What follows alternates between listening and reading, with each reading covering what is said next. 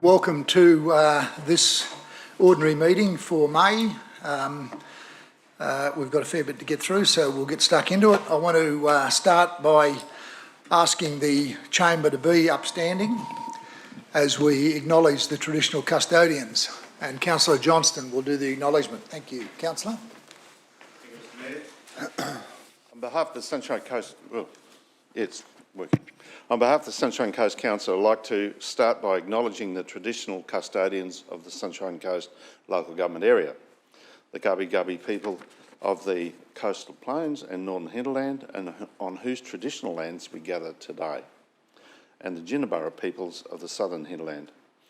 We wish to pay respect to their elders, past, present and emerging, and acknowledge the important role First Nations people continue to play within the Sunshine Coast community.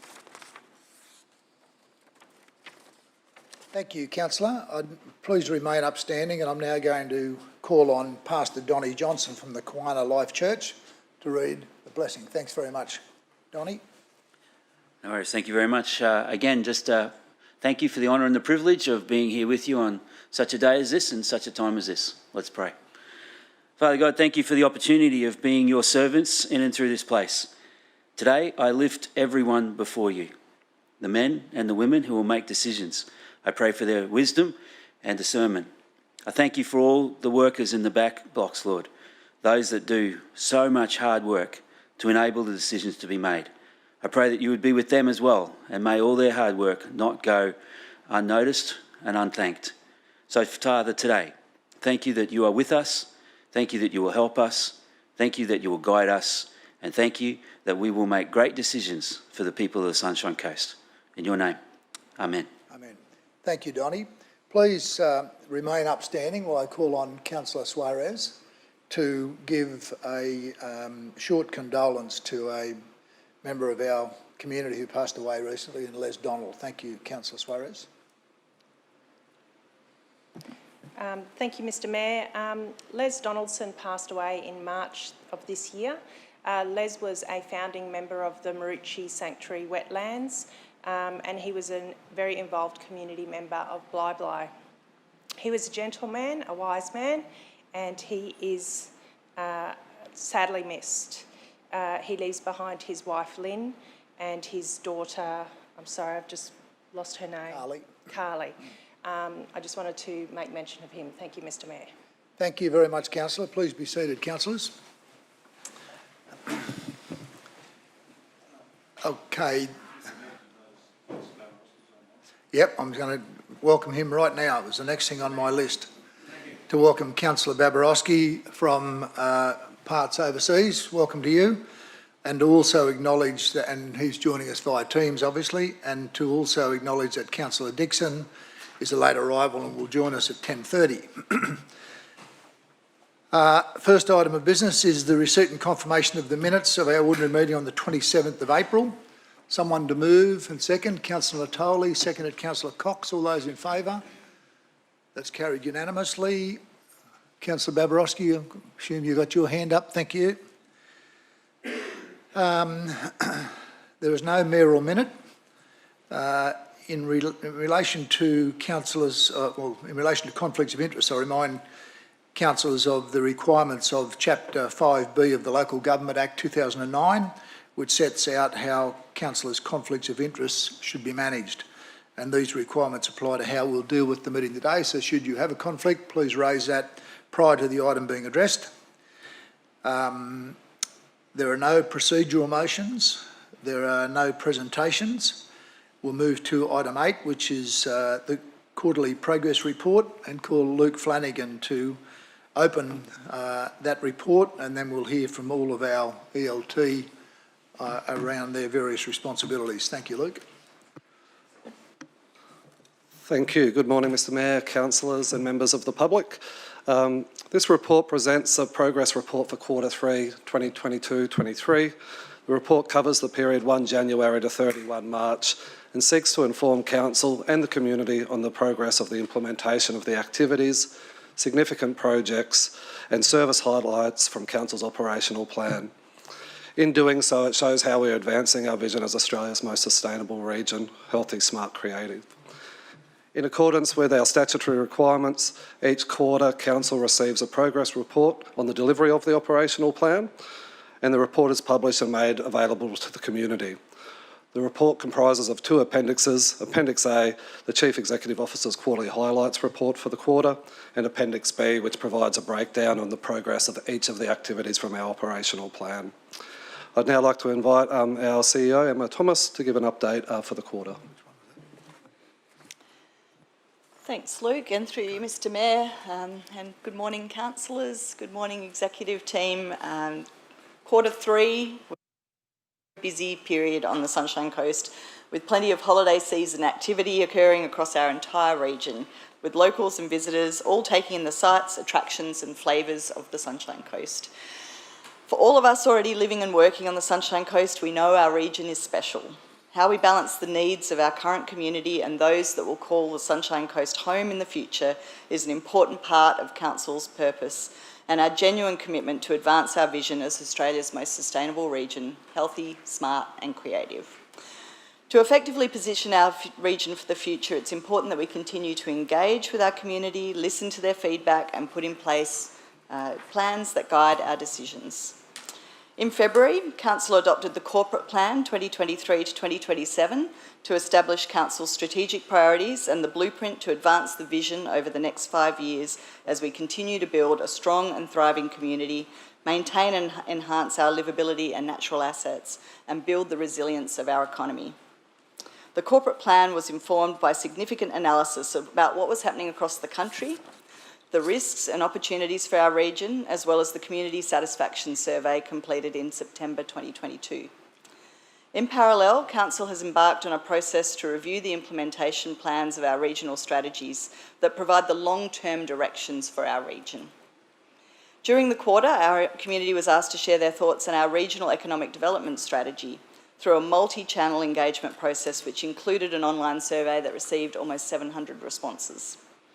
Community engagement has also commenced on the Sunshine Coast Community Strategy Action Plan to ensure that we stay in tune with what our community needs and adapt our priorities accordingly. While we look to the future, it's hard not to get excited by Brisbane 2032 Olympic and Paralympic Games. This global event provides a once-in-a-lifetime opportunity to secure critical infrastructure for our community and showcase our livability and sustainability credentials to the world. In January, Council launched the 10+10+ vision, and this vision has been developed in collaboration with members of the Sunshine Coast 2032 Legacy Plan Community Reference Group and clearly guides our planning in the lead up to the Games and identifies the necessary advocacy and funding required from the state and federal governments. The 10+10+ vision is critical so that current and future Sunshine Coast generations can all enjoy the outcomes from the Games. In addition, the concept design for the new Sunshine Coast International Indoor Sports Stadium, located in the Kawana Sports Precinct, was released in January. This indoor stadium will host the basketball program for the Games, with construction commencing in late 2025 that will provide the capacity for 11 courts with the ability to convert to a 6,000-seat show court. This world-class facility will benefit a range of groups, sports and businesses in the lead up to and well beyond the Games. We know sport is one way to support our healthy and active lifestyles that assist our communities to stay connected and thrive. I'm thrilled to see grassroots investment continuing in our sporting clubs, with recent upgrades to the Warriors Football Club headquarters in Palmwoods. This included a major makeover to improve access for all abilities and the new LED lighting to support cricket and AFL sports on the adjacent Graham Ray Oval. For more highlights, I will now invite our group executives to come to the microphone and outline how we work together to progress our corporate plan goals during this quarter. I would like to say thank you to all the people from Council who work hard every day. They continue to serve our community in a very passionate and supportive way, and I'd like to pass my thanks on to them. And now I'd like to invite Chris Sturgis, who's our acting group executive for livability and natural assets, to speak to the goals under environment and livability. Thanks, Chris. Thank you. Welcome, Chris. Thank you, Madam CEO. Good morning, Mr Mayor and councillors. By way of update, this year's review of the Environment Livability Strategy has progressed with a number of actions, including an independent review and stakeholder engagement planning in the lead up to more extensive consultation, further zero net emission planning engagement and implementation has occurred, and in partnership with Noosa Council, a $1.1 million grant has been received to better understand the implications of climate risk on council services and our critical infrastructure. Councillors continue with the progression of the Sunshine Coast Ecological Park Draft Master Plan community engagement process. It's a really exciting project and has included a campaign which received close to 3,000 webpage hits during the engagement period, with strong engagement with the Yinabara First Nations peoples seeking feedback on the Draft Master Plan. Strong support has been received so far, and it's intended a final master plan will be presented to Council for consideration later in 2023. Invasive weeds projects works are continuing at the Maleny Community Precinct and on Obi Creek banks. A resident drop-in session was done and a community field day has been planned, while contract works got underway at the Witter stockpile area. Drone technology is also being used for invasive weed species mapping, which is great. Moving to our coastline, Council in partnership with the State Government collaborated on a dredging campaign to remove sand from the Mooloolaba Harbour entrance and within the bay, with re-nourishment occurring on Mooloolaba Beach. Consultation concluded on the Mooloolaba Central Meeting Place, with Council endorsing Concept Blue at its January ordinary meeting. After feedback from the community and stakeholder groups included over 1,300 surveys. Further geotechnical and design work is now well underway and progressing through 2023. The Mooloolaba Transport Corridor project, stages 2 and 3, moved to 90% complete. Material and resource shortages have continued to be challenging and have unfortunately slowed some progress, with completion expected mid-2023. However, it is good to see final asphalt surfacing being applied to the project in recent weeks. The transition of the Nambour Waste Precinct has progressed well, with a range of critical projects progressing through construction. The bulk earthworks are now complete on the landfill expansion project. Significant progress has been made on foundational work for the new resource recovery facility. The construction of the new high-tech material recovery facility building is nearing completion, and high-tech sorting equipment installation is on track to be completed by mid-2023, preceding commissioning, which will progress mid-year and into 2023-24 financial year before commencing full operations. A draft 2023 waste strategy update has been developed and will proceed to community consultation for feedback on proposed waste reduction and recycling objectives and targets to ensure that the transitional process is on track over the next 3 years and beyond. In March 2023, Council announced a free offer of mulch at Council's resource recovery centres, and free loads can be collected at Beerwah, Caloundra, Buderim, Nambour with the help of our machines. Successful transition of staff to the new City Hall building has continued through the early part of 2023, as well as moving staff out of the Caloundra administration building to Bullcock Street, the Bullcock Street building as an interim measure, as well as to the Eddie DeVere Nambour administration building for a continued strong presence in Nambour. Levels 8 and 9 fit out at City Hall have also progressed really well and are on track for completion mid-2023, allowing our final staff movements to occur. Thank you, and I'd now like to call on Grantley Switzer, Acting Group Executive for Economic and Community Development, to the lectern. Thank you, Chris. Welcome. Thank you, Mr Mayor. Good morning, everyone. I'll take you through our actions in response to our resilient economy goal. More than 2,400 local businesses were supported during the quarter with specialist advice, initiatives and events. 10 council-sponsored major events were held, attracting over 35,000 people, an increase of 18% compared to this time last year, and generating an estimated economic benefit of $17 million. Key sponsored events included the Suncoast Spinners Wheelchair Basketball Tournament, Queensland Surf Lifesaving Youth, Senior and Masters Championships, the Queensland Oztag Championships and the Mooloolaba Triathlon. To mark International Women's Day on 8th of March, a successful In Conversation event with guest speaker and 4-time Olympian Liesl Jones was held at Venue 114. Our venues also hosted a number of key events, including First Nations netball team trials in the Thunder Premier League, AFL pre-season training camps, 2 Brisbane Broncos NRL pre-season games, the Dragon Boat Queensland State Championships and a Canberra Raiders NRL training camp. The Sports Industry Development Program reached completion this quarter with key outcomes including promotional activities with the Australian Cycling Academy to highlight the region as a premier cycle destination, hosting training camps including the Australian women's water polo team, and support to the Indigenous Marathon Foundation and Sunshine Coast Marathon, enhancing that event's capabilities to be an all-inclusive event and World Label event classification. Visit Sunshine Coast launched a new industry sustainability program and developed a new campaign to encourage holiday makers to visit Sunshine Coast to find their own sunshine moment. Council's holiday parks are experiencing a return to pre-COVID trends with 73% occupancy for the quarter. Refurbishment works at Coolum Beach Holiday Park are now complete, providing 19 new caravan sites and an ease of access staircase to the beach. Council is also a sponsor of the Queensland Government's Premier of Queensland Export Awards for 2023 to promote the awards to Sunshine Coast businesses and support their entry and attendance at the awards ceremony. The awards are a key event in the export business calendar and the winners are automatically entered into the Australian Export Awards. The Trade Capability Program workshop series commenced in March, with 10 local business owners taking part to upskill to be export ready. Study Sunshine Coast delivered the Sunshine Coast Jobs Hub and Student Jobs Hub to connect job seekers and students to available jobs in the region. Study Sunshine Coast also took part in the TAFE East Coast International Student O Week. Place activation in Caloundra this quarter included a family movie and live music event in Felicity Park and a shopfront improvement program which supported 5 businesses with facade improvements. 10 Caloundra businesses also benefited from the Build a Better Business program. In Nambour, 3 forecourt live music events involving 600 participants were held, and the I Am Nambour promotional campaign, including a website refresh, development of social media assets, and Explore Nambour video series. Visitors from 5 cruise ships were welcome to Mooloolaba and provided with a specifically designed map of the area. The Mooloolaba Summer Cinema Series in the Northern Parklands were also held. And moving to under the goal of our strong community.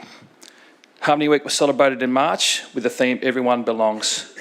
14 events were held across the region to highlight the Sunshine Coast wealth of diversity, including multi-culti cup soccer, short films by 10 Indigenous Australian and Maori filmmakers, and active bystander training workshops to prevent racism. Through our libraries, the Library Services team delivered 38 literacy classes with 177 attendances by literacy students and 20 English conversation series. Council has a strong focus on development of an inclusion action plan for people with a disability. A reference group was formed this quarter comprising of 14 people with members representing disability, carers and services on the Sunshine Coast to provide a lived experience voice into that plan. Pleased to advise that Healthy Sunshine Coast recommenced in February with more than 30 weekly activities including aqua aerobics, family yoga, circuit classes, jazzercise and meditation delivered across the Sunshine Coast. More than 20 Sunshine Coast representatives attended the Brisbane 2032 Legacy Forum, where 500 of Australia's community and business leaders, sports stars and school leaders came together to help shape the overarching Brisbane 2032 Legacy Plan. Actions from Council's Reconciliation Plan continue, including the development of a First Nations Engagement Guideline and First Nations Cultural Protocols Guideline. The Arts Plan and Arts Levies program delivered 69 initiatives which engaged more than 147 local artists, and a dedicated First Nations newsletter was launched. The Historians in Residence program commenced with 2 academics researching farming practices in the region and the impact of World War II. And finally, a new libraries initiative, the Seed Library, was launched in March to allow our community to swap seeds from local and heirloom fruit and vegetable varieties that might otherwise be lost, as well as new local varieties including flowers. In its first month, the initiative saw 1,112 seed packets borrowed and 145 seed packets donated by community members. Thank you, Mr Mayor, and I'll invite Scott Taylor to talk more about our strong community. Thank you, Grantley, and welcome to you, Scott. Thank you, Grantley. Thank you, Mr Mayor. Good morning, councillors, executives, CEO, and welcome to the community.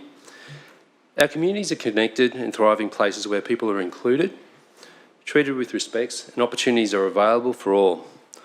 Highlights for the quarter include that there were 111,748 people who attended community events at council venues. We also achieved a 90% customer satisfaction with our library and cultural programs. And 44,000 was awarded to the community through 36 community grants for the quarter. Also, in recognition of the current housing and cost of living pressures, Council has waived and permit fees for those having to temporarily live in a tent, car, caravan or mobile home, or who, due to extenuating circumstances, simply find it too difficult to pay. And Council has also expanded its award-winning mobility maps in March 2023 with a focus on the health precinct at Patinia. With respect to our service excellence, highlights in the quarter include that 80,965 customers were assisted through the development and customer contact centres. In January 23, Sunshine Coast received an International Green Flag Award for Kings Beach Park Precinct. The Green Flag Award scheme recognises and rewards well-managed parks and green spaces, setting the benchmark standard for the management of recreational and outdoor spaces around the world. We also implementation of Council Street Tree Master Plan progressed well, with 651 trees planted in the quarter. And as part of the Adopt a Street program, we completed planting 39 streets along 16 streetscapes, and 4 councillor free tree days were held during the quarter. Sunshine Coast Council was also awarded $940,000 in grant funding from the School Travel Infrastructure Project, and the team launched Ride Score at the new Narimba State School in early February. Excellent registration numbers and participation, with over 170 students registered, which is over 50% of the current student population. All existing 10 trial schools have committed to the program for a further 12 months. In addition, during the period, we completed a review of our fleet and looked at opportunities to improve the program. They're currently being developed and implemented. $13.4 million was also invested in to rehabilitate and resurface 73.7 kilometres of road within the region to improve safety. In addition, in response to the storm in February 2022, the team has successfully made claims and received over $30 million from the Queensland Reconstruction Authority for funding to repair roads that were damaged. The first package of landslip tenders have been issued and currently received and are being under evaluation.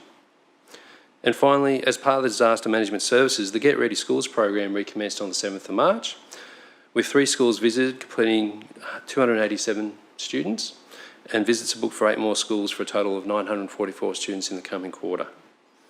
I'd like to take the opportunity also to thank our staff, but also all the contractors that contribute to the continued service of the community and service excellence within the Sunshine Coast region. I'd now like to introduce Deborah Robinson, our General Executive for Customer Planning Services. Thank you, Deborah. Thank you, Scott, and welcome to you, Deborah.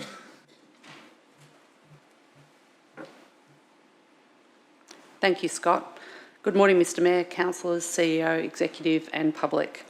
On behalf of our Service Excellence Portfolio councillors, Councillor Johnston and Councillor Dixon, Council and my colleague Scott Taylor, I'm proud to acknowledge that across Council our teams are committed to listening to what matters to you, our community, providing services which respond to the needs and expectations of our community, and maximising opportunities for productivity improvements that enable us to sustainably serve our greater community across the breadth of our incredible region. Service excellence is truly core to Council's purpose and goals and is entrenched in our values. Our teams constantly strive to ensure our community is at the centre of what we do, our decisions, our actions and how we respond to both our community and our visitor needs. Our intent is to take ownership, get it right the first time and build trust and deliver better, fairer and more accessible services. Our values represent our commitment to continue to deepen our service-orientated culture across Council. This quarter, I would like to highlight just some of the works our teams are doing to serve you, our community, and that set up our region for the future. Our Construction, Management and Waterway Protection Task Force, funded through Council's Environment Levy, has been a catalyst for positive change management in the construction sector regarding environmental performance. The work they are doing is something I am personally passionate about, as it is critical to ensuring the sustainability and protection of our region. As a result of their work to date, the team were recognised with a national award in policy and education at Stormwater Australia's National Awards for Excellence event in March this year. This quarter, I would like to also recognise the progress made by our Customer Experience Management Program as it draws to completion and we transition to planning our Service Excellence strategic approach for 2023-24 and onwards. The program, in partnership with teams across Council, has achieved positive community outcomes, including introducing a customer request system that streamlines many of our service requests, allowing us to better serve our community while enabling our customer contact team to absorb 11% growth in customer contacts and requests without increasing their budget since 2019. We also rolled out a new telephony system that is integrated with our customer request system, thereby making it easier for our customers to contact our customer contact team, our development team, our cemetery team, and the Pound. We enhanced our online services with over 19,000 fully self-service transactions and over 15,000 assisted transactions this financial year as at the 30th of March. These changes have freed up 3 team members per year in managing these inquiries, allowing teams to work on other complex queries for our community. We also helped our customers contact council in a way that suits them, with over 40% of contacts now coming through our digital channels. We supported the development and deployment of our new corporate website, helping improve its accessibility and user experience. And we launched Our Council, which enables council to send digital communication directly to our customers, reducing time and effort for our customers and teams, and also enabling our customers the ability to opt in or out of updates and newsletters that may interest them. I would like to take this opportunity to thank the Customer Experience Management team for their contribution. I will now hand it over to Group Executive Greg Laverty to provide an update on our outstanding organisation. Thank you. Thank you, Deborah, and welcome, Greg. Through you, Mr Mayor, Council's goal of being an outstanding organisation has a focus both on our employees and the community that we serve. This is made possible by high-performing teams of great people focused on the best outcomes for our community through good governance and regional leadership. And organisations striving for sustainability across environment, community and economy provides a logical link to our vision of being Australia's most sustainable region. Some of the highlights for the quarter include the new Maroochydore City Hall has secured the 2 inaugural tenants, so Stallion Barber Supply and Colombian Coffee will take up residence downstairs early in the new year. These additions are further proof of the strong progress being made in the development of the Maroochydore City Centre. Council continues to embed our new values across council workplaces. We're currently holding internal focus groups, sessions across all workplaces to ensure that employees get the buy-in to the values and inform the development of Council's new people plan. Keeping our employees safe is critical to achieving our vision and strategic objectives, as well as providing a healthy workplace culture. As part of Council's Wellbeing, Health and Safety Action Plan, critical risk program is underway, which has identified 19 risks that we will focus on. During Q3, safety workshops were held across falling objects, operating vehicles and impacts in relation to the operation of plant. Senior leaders in Council continue to complete safety leadership training during the quarter. By the end of the program, all leaders in Council will have undertaken this course. January saw Council's rate notice issued to residents.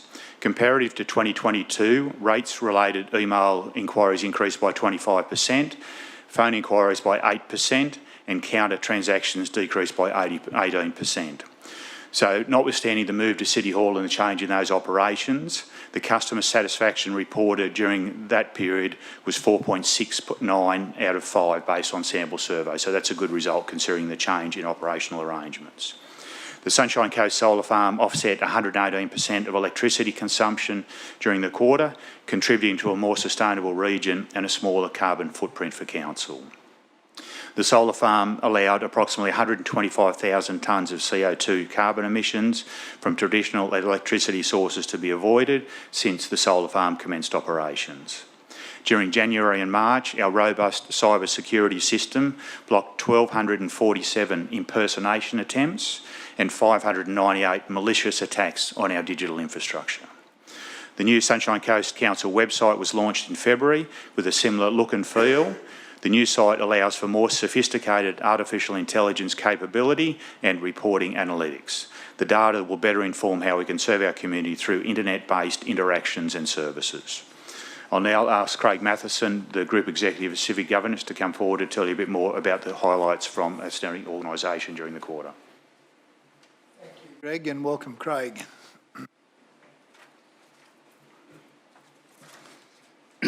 Thank you, Greg.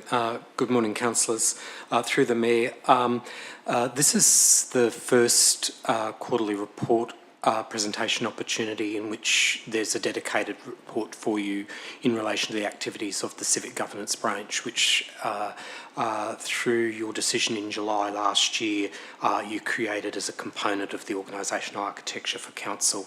And as you know, in the terms of the view that I've expressed with you previously, that's quite a leading edge decision for a local government in Queensland. And certainly in my view, I think that it's a decision that's well justified, because what it does is it enables us to provide a greater level of focus and attenuation to the importance, integrity and governance obligations that council has, both in terms of its organisation and in terms of its responsibilities to the community.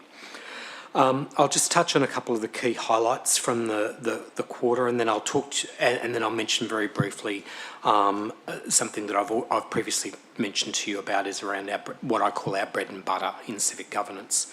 So through the course of this quarter, there are a number of quite significant outcomes realised. As councillors, as you'll recall, in February you adopted the next iteration of council's corporate plan for 2023 to 2027.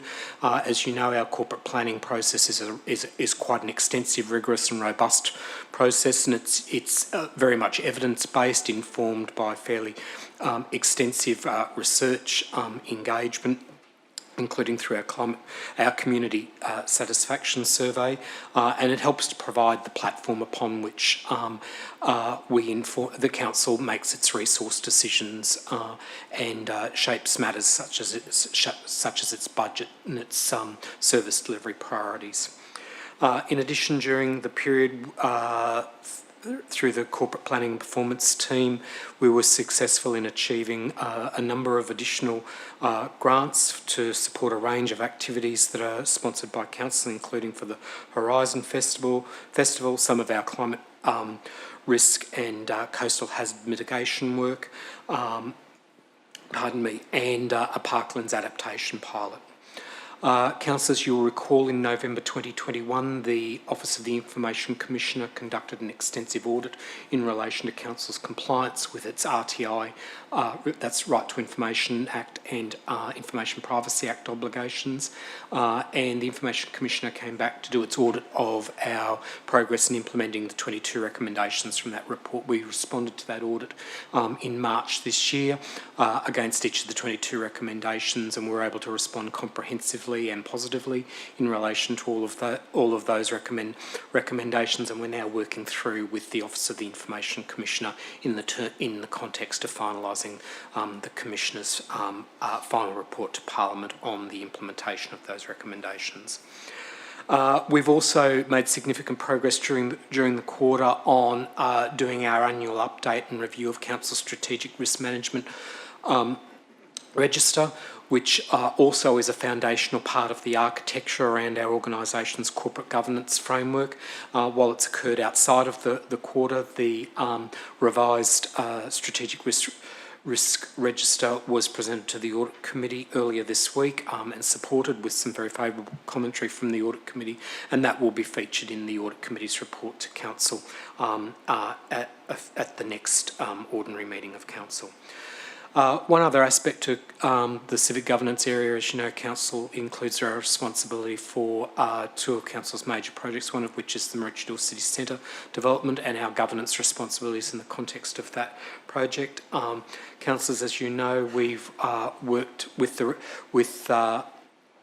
customer and planning services and our partners in the Maroochydore City Centre Development Agreement to develop up a suite of amendments to the Maroochydore City Centre Development Scheme, which you considered last month and which have since been transmitted to Economic Development Queensland. That's a significant body of work which has involved substantial contributions from right across the organisation to make that happen, and I just want to acknowledge all of the parties involved across our finance team, our urban growth projects team and our major projects team in terms of that work. Progressing that work and some of the other activities around the Maroochydore City Centre have been are critical to maintaining momentum in terms of the delivery of the city centre, and also keeping faith with and advancing Council's own aspirations for the Maroochydore City Centre to be the Sunshine Coast's Olympic and Paralympic Games city in 2032. Just on the Maroochydore City Centre, I'm also pleased to report that, as you can see out the window behind you here, the progress on the construction of the multi-deck car park is progressing very well. It's both on time and on budget, and as at yesterday, our update is that it's still on track for practical completion on the 13th of December this year. Finally, just on our bread and butter, which I've talked to you about previously, and this goes very much to the heart of us, our stewardship of the important statutory and integrity obligations that Council fulfils. Just in the course of the January to March quarter, there were 74 new legal matters that were opened and 42 legal matters closed during that period. As I said, this is very much just the daily bread and butter of the work of civic governance. There are 11 new conduct complaints that were raised and 10 conduct complaints closed during that period. We've effectively responded to and addressed all privacy compliance issues that have arisen during that quarter. There were 11 new administrative action complaints received or opened during that quarter, and 10 administrative action complaints finalised during the quarter. And what's pleasing to note about that, councillors, is that on a comparative basis with other similar-sized local governments in South East Queensland, we remain very much at the lower end of the scale in the context of dealing with those matters. And I feel that's very much testament to the rigour and the attention that Council has adopted, and which the teams have adopted in terms of managing our integrity obligations in a professional and productive manner. Thanks, councillors. Thank you, Mr Matheson. Can I have someone move the quarterly report, please? Councillor Hungerford, thank you. A seconder? Councillor Natoli, thank you. Would you like to open, Councillor Hungerford? Mr Mayor, Wow. there is so much in this quarterly report, I could spend an hour on it, but I won't do that to you. I'll just pick out a few points that stand out for me. 67% of Council's total purchasing spend went to local businesses this quarter. That results in $70.4 million being injected into our local economy. That's 9.8 million more than the same period last year. In these economic times, that really supports our businesses. Council's also awarded 36 community grants with a total of over $44,000. That's an increase of 8 grants and over $5,500 from the Q3 from last year, increasing our support for our community. Now, the solar farm's one of my pet ones, because there's still people that say that it's a white elephant. It has offset 118% of Council's electricity consumption during the quarter. That's an increase of 27% from last year. The caveat there, as I will explain, that in summer you've got shorter nights, and that's most of our electricity usage. In winter, you've got longer nights. But at present, our forecasting is for a total offset of 95% of Council's electricity consumption. Now, when you take the increase in the tariffs and the cost of electricity in the last 12 months, that's a magnificent offset. And that sets up our bottom line for balancing our budget each year. And that solar farm's going to keep delivering year after year. Also, 1,582 megawatt hours of power were generated from converting waste gases at our waste facilities to electricity. And that's primarily at the Caloundra Renewable Energy Facility. We can expand those in the future to our other waste streams. Nearly $14 million has been invested to rehabilitate and resurface almost 47 kilometres of our local roads, maintaining those assets and keeping them up to a standard. Now, delivery of our capital works program for 2022-23 has advanced significantly to 60% complete. Remembering that capital projects, not just us, but most local governments, we've been facing delivery challenges all through the year. Now, this is due to changing market conditions, including cost escalations, 30 to 40% in most cases, market supply impacts, rising labour costs and labour shortages, getting the contractors and people to do the jobs. But our forecasting indicates that 85 to 90% of our core capital program, providing good weather for the next quarter, if we can achieve that, that's a great result in this climate and sets us for going into next year as well. Because next month we're bringing down the budget, and I'm looking forward to that, and I'll have a lot to say then as well. And also, 2,438 of our Sunshine Coast businesses have accessed special advice, information and workshops that are run by our Economic Development section in the Council to support those businesses into the future. I could keep going on, Mr Mayor. There's a lot more here. I'll give others the opportunity to speak as well. I won't take all the things, but it shows how well we're focused, how strongly we're supporting our community and competently delivering what we say we're going to do. This is an excellent report and I commend it to everyone. Thank you. Thank you, Councillor Hungerford. Let me go to Councillor Landsberg. Thank you, Mr Mayor, and well presented, Councillor Ted. Probably just two important items on here that I'd just like to touch on. And first of all, the announcement, or obviously the Community Creative Hub in Caloundra, finally after 28 years in the old admin building, that our staff have relocated to 77 Bullcock Street. The excitement around town is that finally we're seeing significant investment into Caloundra, and it's about time. So looking forward to that. And also the response to our online survey for the review of our REDs. Our Regional Economic Development Strategy would be one of the most important strategic documents this council has delivered. And I look forward to working with our team and also my fellow councillor Jason O'Prey to those submissions and recommendations, and I'm sure that document will help us provide further business confidence in the future. And just on the team of council, yeah, fantastic job, well done to the team, and a pleasure to work with. Thank you. Thank you, Councillor Landsberg. Councillor Cox. Thanks, Mr Mayor.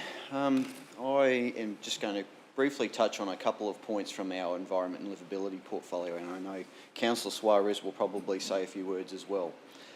I just wanted to start by saying that in this particular quarter, the Watala beach accesses, there was an upgrade done to all of the particular upgrade to the beach accesses down there, and they were the original developer contributed timber assets, so a lot of staircases. And our team went through and upgraded those facilities. So they're now built with aluminium and the recycled plastic sort of fibre mesh, and they will serve the community well for the coming decades. So they're much more sustainable and they'll last a lot better in that harsh environment. Councillor Landsberg just touched on the Community and Creative Hub down in Caloundra, and we've just seen, we've moved out of the old Caloundra admin building that's been there for the last 28 years, and I'm really excited to see the future of that particular asset transform into the new library and community meeting area, as well as housing a number of staff on the top floor. I know Councillor Landsberg said that there's a bit of a buzz in the Caloundra community at the moment, and I have to agree. I went to a Chamber of Commerce event on Tuesday evening, and there was certainly a lot of talk about the investment that council's making into that precinct, and how it's our plan to see that will be a bit of a catalyst for future investment from the private industry. So yes, it's a really important thing for the Caloundra. And of course, we all know that a lot of the growth in the Sunshine Coast is going to be at that southern end. So this investment is certainly going to be welcomed by the community there. And just lastly, this is just a little side note, I just wanted to say to the CEO, It's great that after 2.5 years, you're now comfortable enough to use some of the nicknames in our quarterly report, like the cheese block. Thank you for that. That's the beach, the beach nourishment program at Mooloolaba, and I was reading through having a bit of a chuckle when I saw that terminology.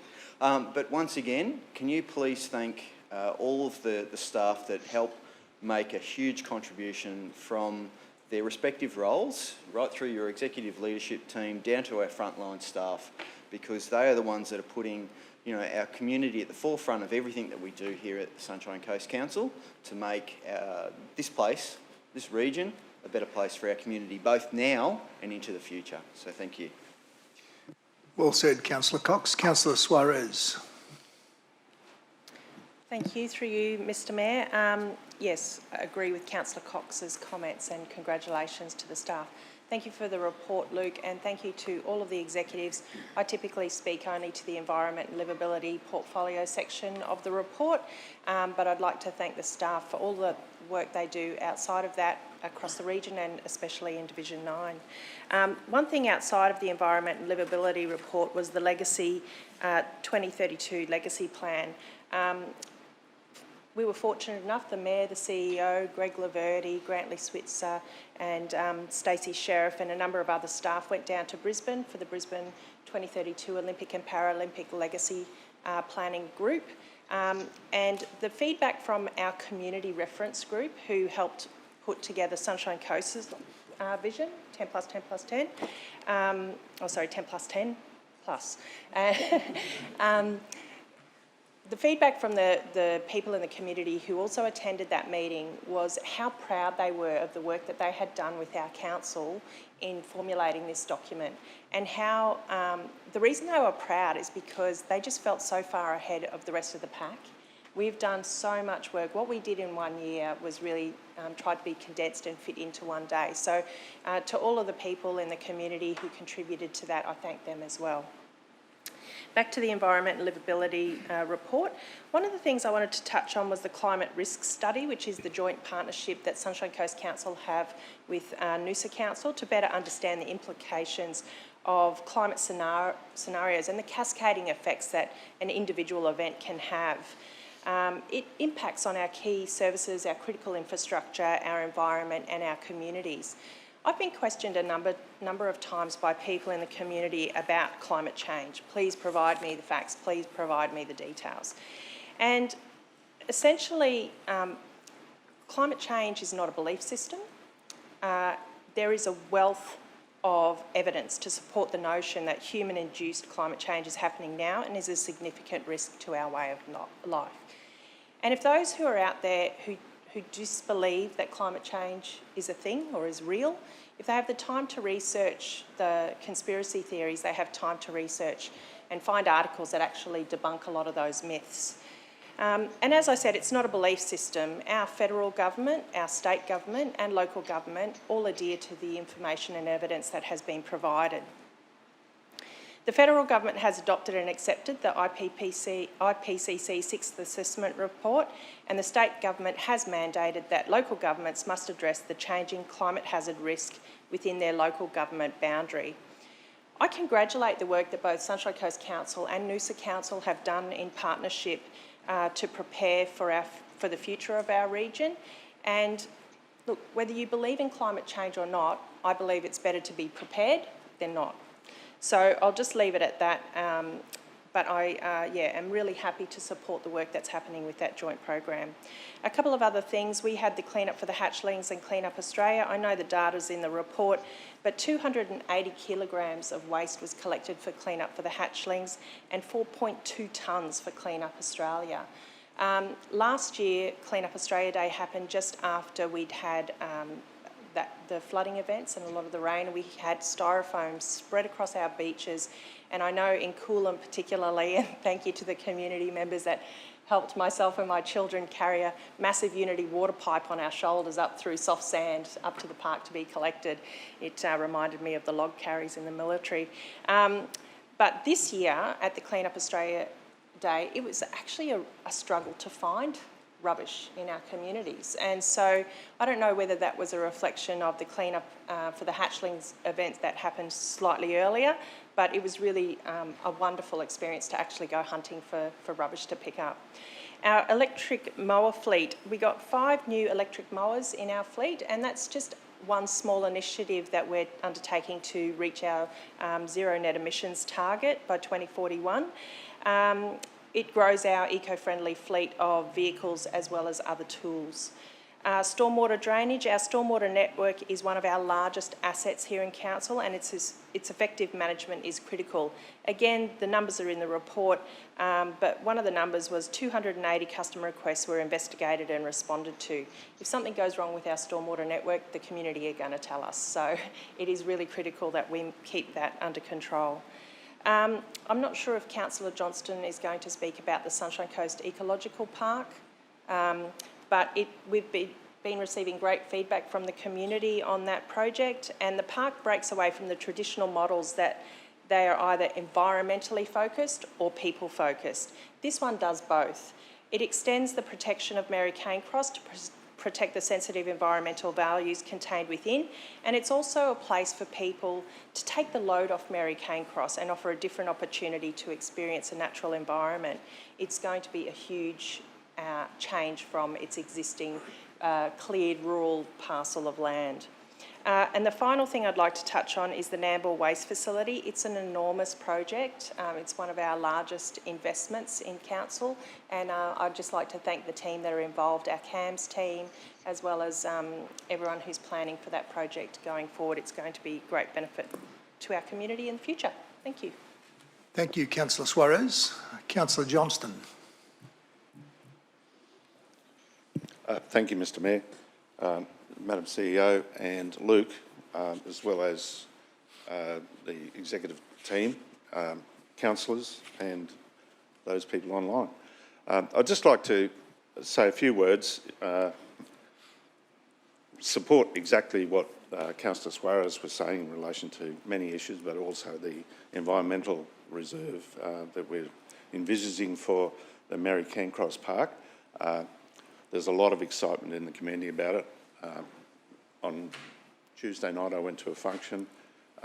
One of the members who was on the community support group, or the to give feedback from the various community aspects, was there. He spoke exceptionally well, showed a lot of the concepts, etc., and the excitement in the room was just amazing. And I get a lot of positive comments about it, so thank you. In your role as council, you come across various people within the organisation who support you exceptionally well. In fact, almost everybody supports you exceptionally well. But in our role as Service Excellence Portfolio Councillors, Councillor Dixon and I are most impressed, in fact we're over the moon, about the service excellence leaders that, in Deborah Robinson and also Scott Taylor, who are really got a great strategy for the future of this organisation. And they listen, they ask questions, as well as they've got some great ideas and concepts, and I know that the CEO is very supportive of all of the work that they're doing and is having some involvement in relation to it. Also, because my division tends to have I have a lot of involvement with the built infrastructure and also the planning department, more so than any other council departments. I'd just like to say how the community is really starting to appreciate and not criticise. They really appreciate the work that's being done in the division. And that's thanks to both of those executive leaders and also to their teams. So would you like to pass it on to them, please? Thank you. But apart from that, just excellent report, and everybody should support it. Thank you. Thank you, Councillor Johnston. Go to Councillor Babarowski.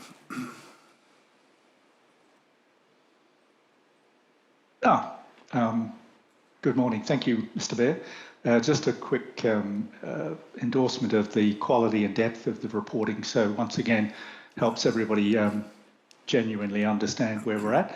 Just a quick question, if I may, on to Grantley, not necessarily a question, but a comment to Grantley Switzer, who provided the report on the Better Business program. I think Council should be commended, and I'd like to acknowledge the strategic value of that program in recognising that sometimes the business sector needs to have some assistance.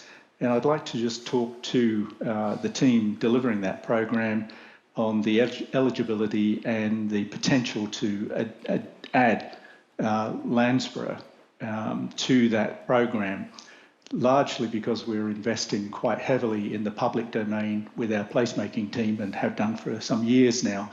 And I think that would be an argument, at least, to see whether the Landsborough business community could take advantage of the Better Business program to carry some of the weight of the upgrades. So I'll leave that with Mr. Switzer, and hopefully we'll have some conversations about that later on. But congratulations again on the quality and depth of the reporting. Really helps the community to understand what it is that we're doing. Thank you. Thank you, Councillor Babarowski. Councillor Law. Thank you, Mr. Mayor. Through you, councillors, Madam CEO, I'll be speaking in support of the report. Obviously, a huge amount has been done during Q3 to advance all of the plans and strategies that are in place to take our community and our region forward. Just want to touch on a couple of things, maybe a small repetition, but also to hopefully focus on items that we haven't looked at that took place during the quarter in question. The Nambour Revitalisation Project and the project to repurpose and upgrade the council admin buildings and the library in Nambour is progressing well. And I'm looking forward to when we will be able to have conversations along the lines that Councillor Terry has had today, that work has actually started to revitalise and re-energise the council property that is situated in our important towns beyond the CBD here in Maroochydore. So it's very important that that work is continuing, and thank you to everyone involved who makes that happen. I also just want to mention one of the other assets of council, which is our quarries.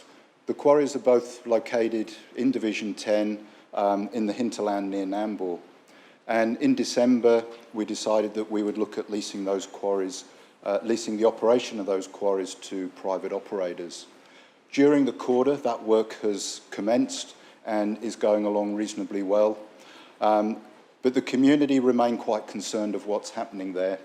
And they have formed with council and collaborating extremely well, even though there's a good deal of uncertainty and fear, working very well together so that everyone understands what's going on. And the tender process that takes place will be a very good tender process. Having said that, it's also good to see the quarries start contributing to our region again by providing material for roads and for dry creek bed structures down at the Honey Farm Sports Precinct. So we're activating our assets and resources for the benefit of the region again. But I just want to keep front of our minds that while we're doing that, and while we're collaborating really well with the community, they do remain quite concerned in that. And we have to remember that while we're here to look at the quarter, and we tend to focus on the things that are going really well and at advancing well, we must remember that there are parts of our community that remain concerned and fearful of some things that we do. And it's really important that we collaborate and engage to bring everyone on the journey, that we do genuinely have everyone's best interests front and foremost in everything that we do. And a way of demonstrating that is through the work of the community engagement team. And we've heard how engagement has happened in this quarter for the regional economic development strategy, for the environment livability strategy, and we're also underway now with the community strategy. 3 pillar documents that show the direction and the leadership of where we're going with the Sunshine Coast and how the council is supporting our whole community wherever they happen to be, whether that's from Kenilworth to Maroochydore, Caloundra or to Coolum. We're here to benefit everyone, and those strategies show that. But the community engagement team are providing the opportunity to get genuine engagement from the whole of community who wish to collaborate with us on this journey. And the final part of that collaboration I would just like to highlight, not only because it's in the quarter and we've made good progress, but as we approach tomorrow and Saturday, we start National Reconciliation Week. The Council's had a reconciliation action plan for many years now and was in fact the first local government to have such a plan.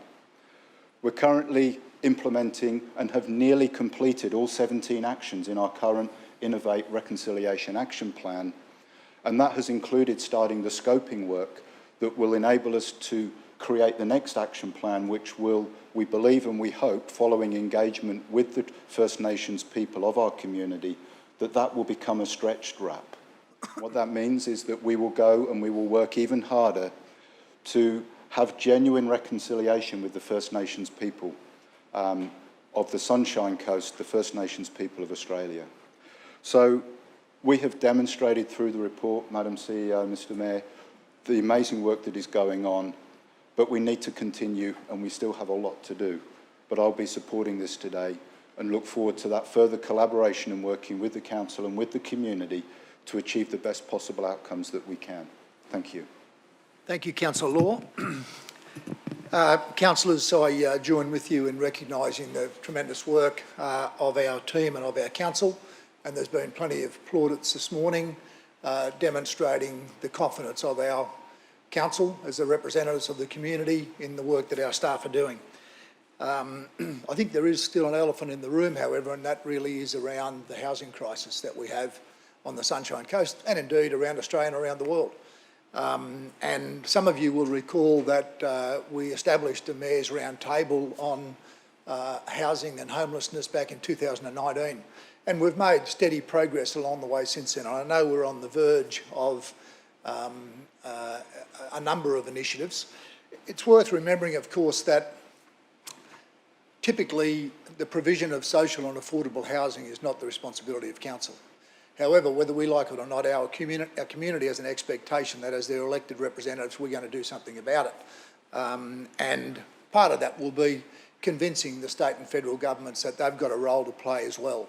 And I again highlight that on the Sunshine Coast, of our total housing stock, only 2% is for affordable community social housing, whereas the rest of the state, it's 4% average for those communities. As I said, a lot of great work being done.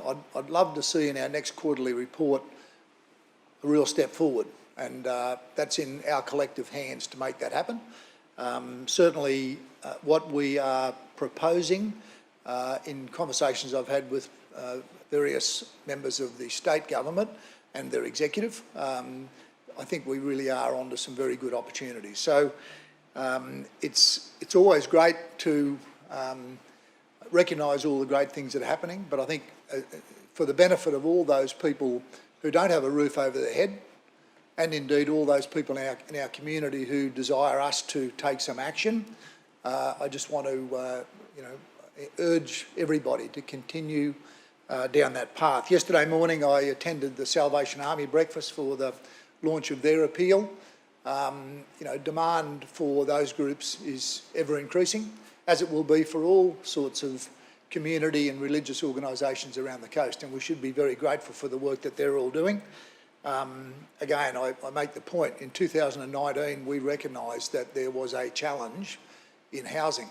That challenge has very much become a crisis, and it's going to take several years for us to be able to dig ourselves out of this and help our community have a safer place to be every night and more certainty in their future. So I'll leave you with those few thoughts, whilst very pleased to endorse the great work that's being done by all of our teams as represented in this report today. Thank you. Councillor Babrowski.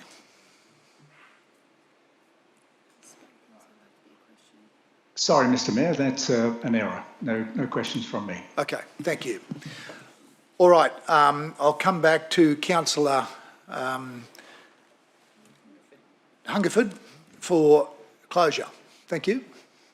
Well, I won't say too much. We've done enough already. There's a heap in here. I could keep going. Another excellent result. We've got the fourth quarter coming up, and then we've got the budget coming down and we start into next year.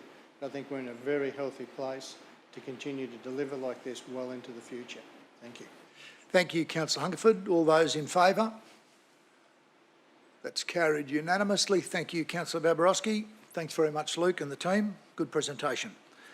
Let's move to 8.2, the April 2023 Financial Performance Report. I invite Isaac and Michael for a presentation. Thanks, gentlemen.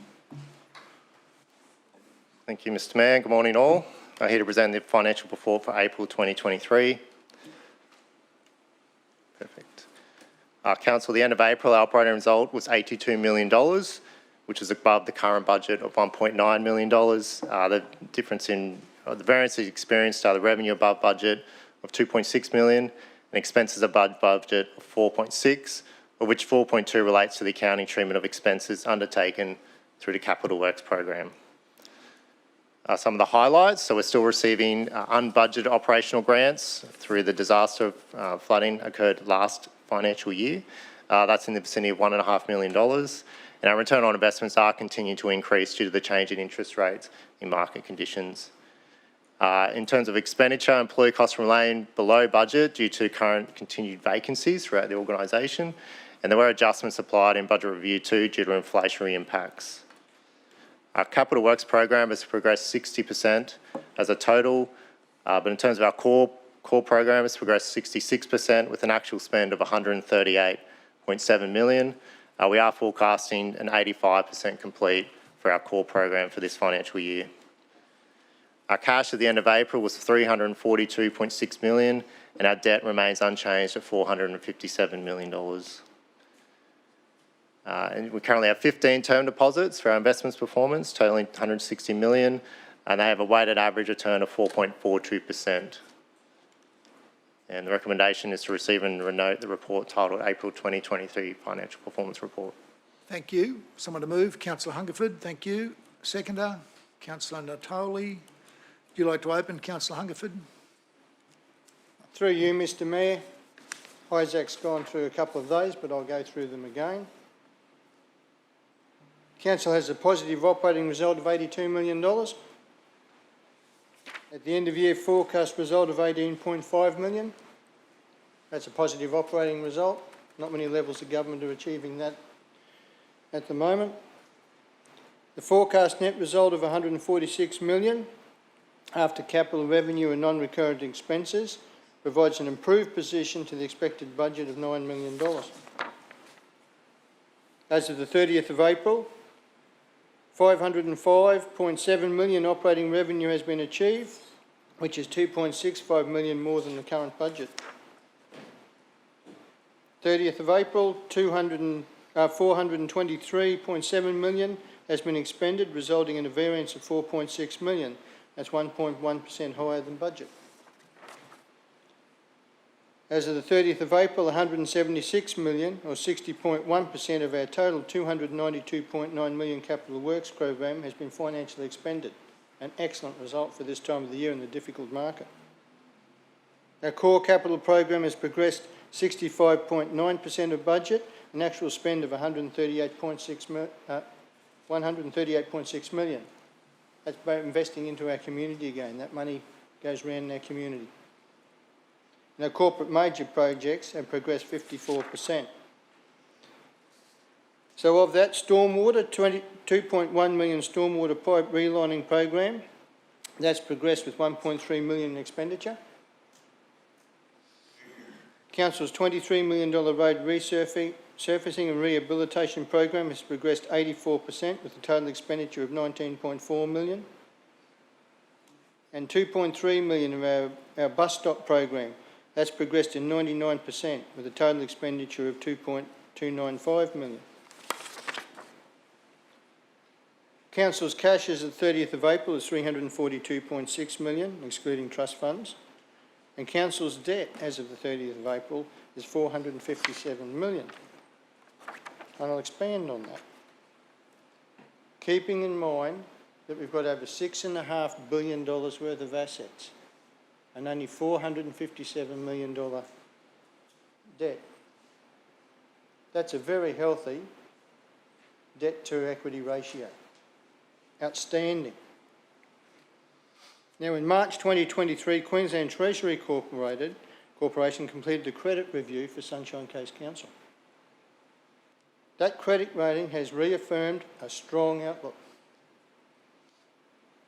Strong rating, but our outlook has changed from development to neutral. That's an improvement. In fact, that's the highest rating you can get. We're one of only 4 local governments in Queensland out of 77 that has that strong rating. That shows you our focus on financial management. And we've received 14 unmodified audits in a row. Clean bill of health. Highest accounting accolade you can get. That puts us in a very strong place to deliver our community in these difficult times in the high inflation environment. I'm very proud of that, and it will be reflected in the budget we bring down next month. Our community can have great confidence in the financial management of this council. Thank you, Mr Mayor. Thank you, Councillor Hungerford. If there are no further speakers, we'll put the motion to the vote. All those in favour? That's carried unanimously. Thank you. Thanks very much, Isaac. Yep, Councillor Rick, I saw his hand, absolutely. 8.3, the Queensland Audit Office First Interim Management Report for the financial year 30 June 2023. Welcome Janine Wex to give us a presentation. Thanks, Janine. Thank you very much, Mr Mayor, and good morning, everyone. I'm here to present the first interim audit report for the current financial year conducted by the Queensland Audit Office. Now, the Queensland Audit Office visit council 4 times a year, so they were here in December for planning and in March for the first interim audit that we're reporting on today. They will return in just over a week for the second interim audit, and we'll have them here for the final audit in September and October this year. So it's a legislative requirement that we do complete financial statements every year that are audited by the Auditor General. Audit reports such as this one are first presented to our Audit Committee, and by legislation they're then required to be presented to the next ordinary meeting of Council. So the results of the first interim audit. It's all about looking at our internal controls and our systems to support the numbers in the financial statements, so the auditors can look at the numbers we produce and be confident that the governance and controls and processes behind them are sound and they can rely on those numbers. I'm proud to say that they haven't discovered any new issues for the current financial year. We did have some issues last financial year that are due for resolution by the 30th of June. These are all on track. So the conclusion of the first interim audit is that based on the results of testing and the resolution of some of our prior year issues, the Queensland Audit Office have determined that they can rely on our controls and our environment does support an audit strategy where they can rely on the numbers in our financial statements, which is the result we want. So as I said, they'll be back in just over a week to conduct the second interim audit, back in September for the final, and then in October, Council will certify the audited financial statements ready for the statutory deadline of 31st of October. We'll have the statements adopted by Council in November along with the annual report. Thank you, everyone. Thank you, Janine. Somebody to move? Councillor Natoli, thank you. Second, Councillor Hungerford, thank you. You'd like to open, Councillor Natoli? Thank you, Mr Mayor, and thank you, Janine. You've pretty much said it all. The process of evaluating all of our financial controls, mechanisms, to make sure that they all will deliver the financial statements and information is all in order. Councillor Maria is aware that one resident constantly questions, councils, a whole range of councils' procedures and performance and policies and so forth. And I have to say that, the Queensland Audit Office is obligated to have a look at all of our processes to make sure that they're in order, that they meet all of the standards that are required by local government. And so I just want to reiterate the fact that there are these controls and there's statutory controls that we are obligated to meet, and we deliver it. And fantastic to see that there is no new issues. There's a couple of old ones that will be tidied up and done, and the recent discussions that we had in the internal audit meeting recently on Monday, that the Queensland Audit Office is quite happy with where we're with that. That's all I want to say. Thank you, Councillor Hungerford. Through you, Mr Mayor. Now, councillors consistently received an unmodified audit option. Like I said before, 14 we've received now in a row. My wife, where she works, they've had 18. We've got a contest going between us at the moment. Who's going to stumble first? It won't be council, I can assure you.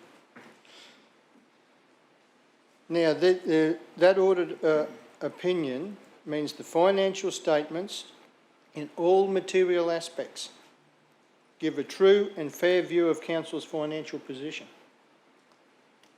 financial performance, cash flows for the relevant year, and that they comply with the applicable legislation and Australian accounting standards.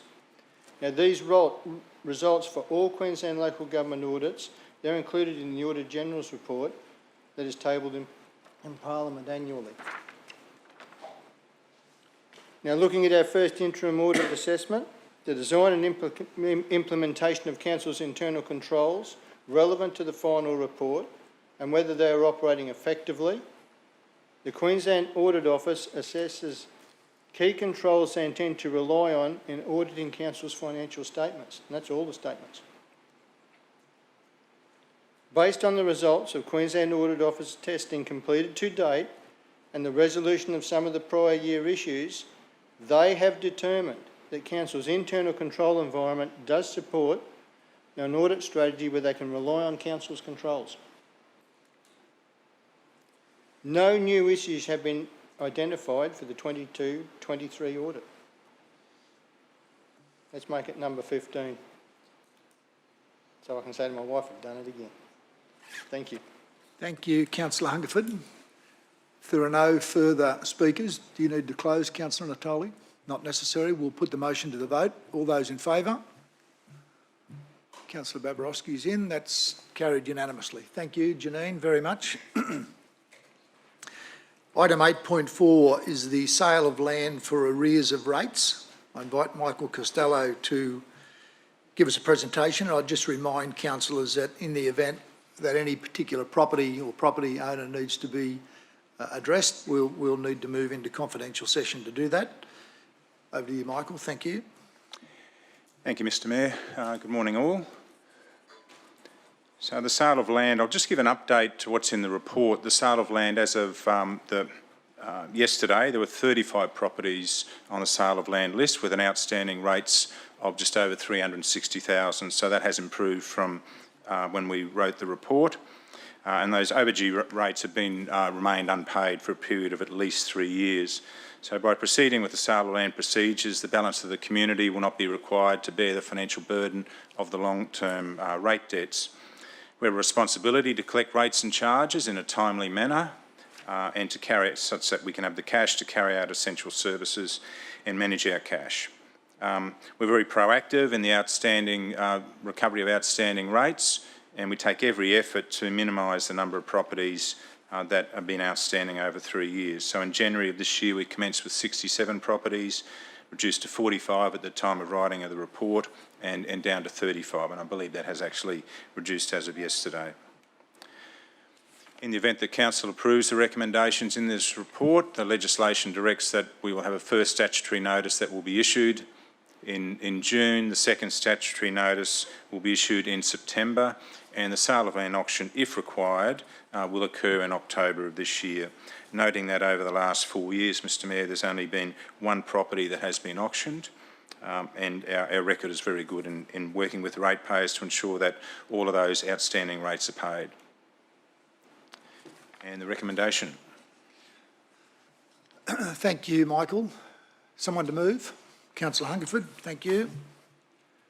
Seconder, Councillor Natoli, thank you. Would you like to open, Councillor Hungerford? Through you, Mr Mayor, and the figures have changed since this report was written as we work our way through with landholders. Now, as of the 24th of January 2023, there were 67 properties were identified of having charges overdue for at least 3 years. Now, as of the 14th of April, there were 45 properties within the scope. As of the 14th of overdue rates and charges, totalling just under 495,000. Now, as the sale of land procedures progresses, the number of properties with overdue rates and charges will continue to reduce as landholders take action to pay their rates. Now, Council has a responsibility to collect rates and charges outstanding in a timely manner.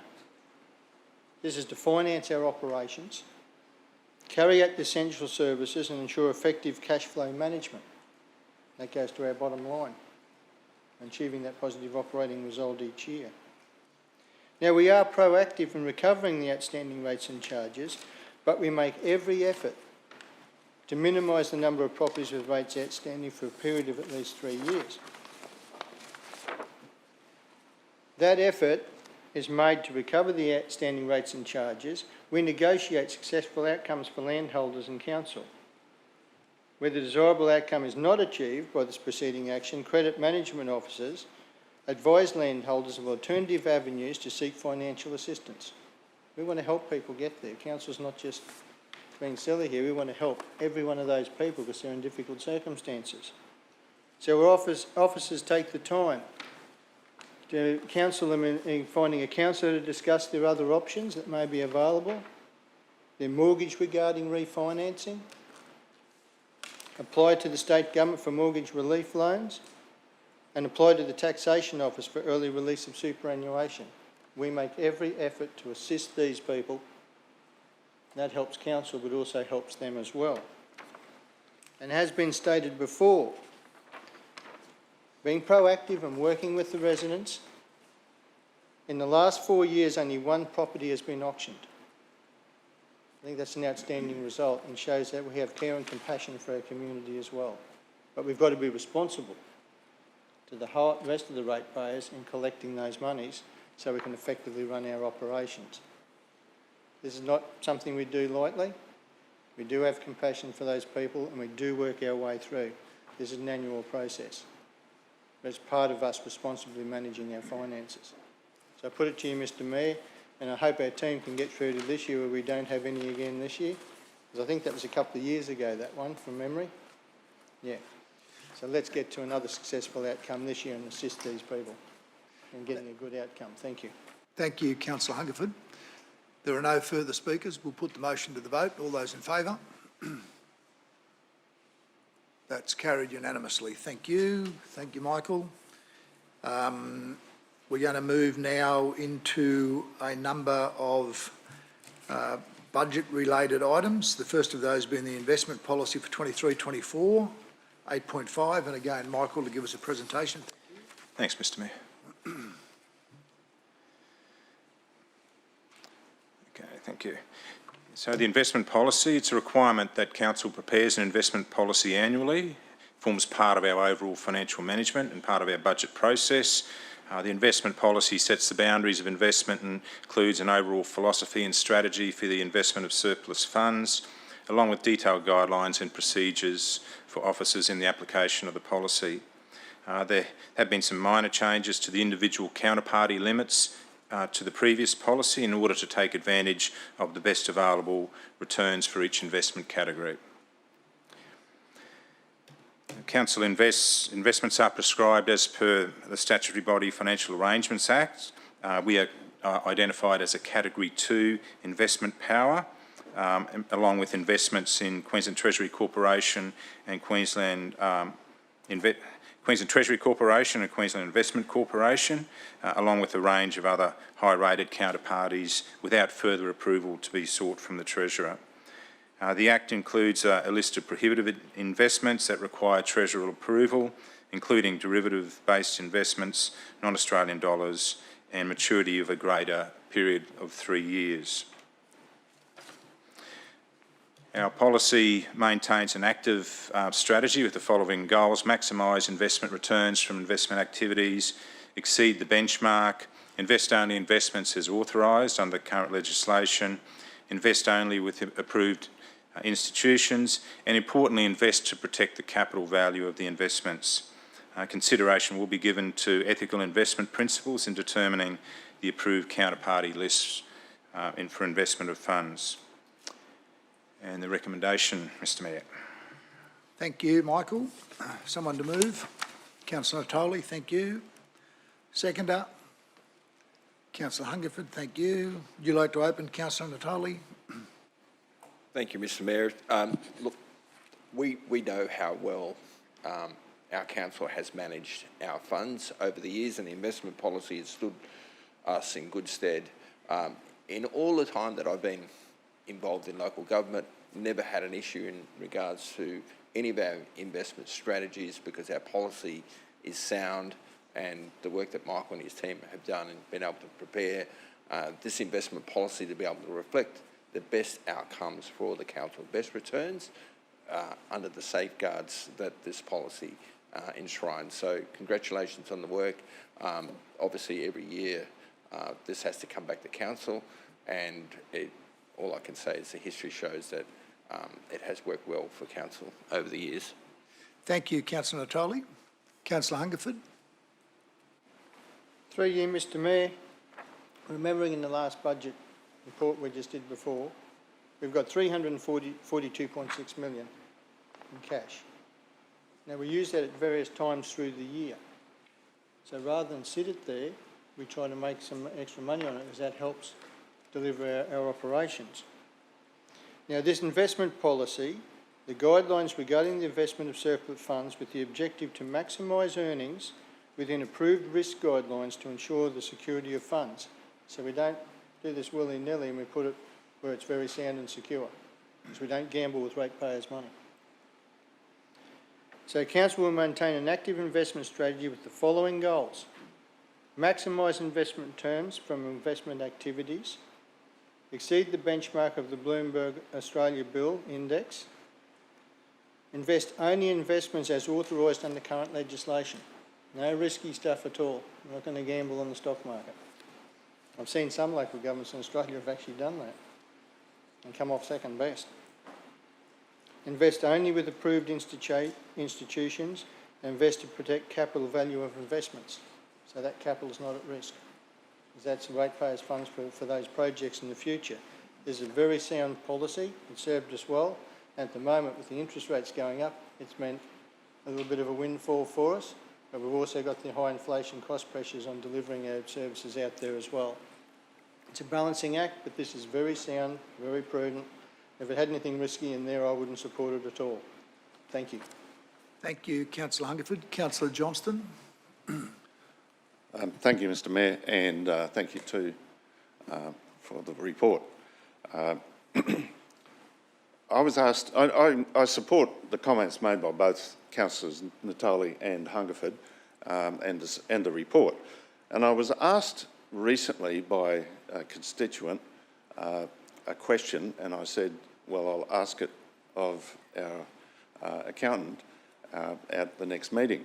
And the question was that, considering the financial difficulties that some of the banks in America are experiencing and the possible risk to the American economy at the present moment, are you confident that the investments that we have do not face those same sort of risks of default, failure, etc., etc.? Thank you.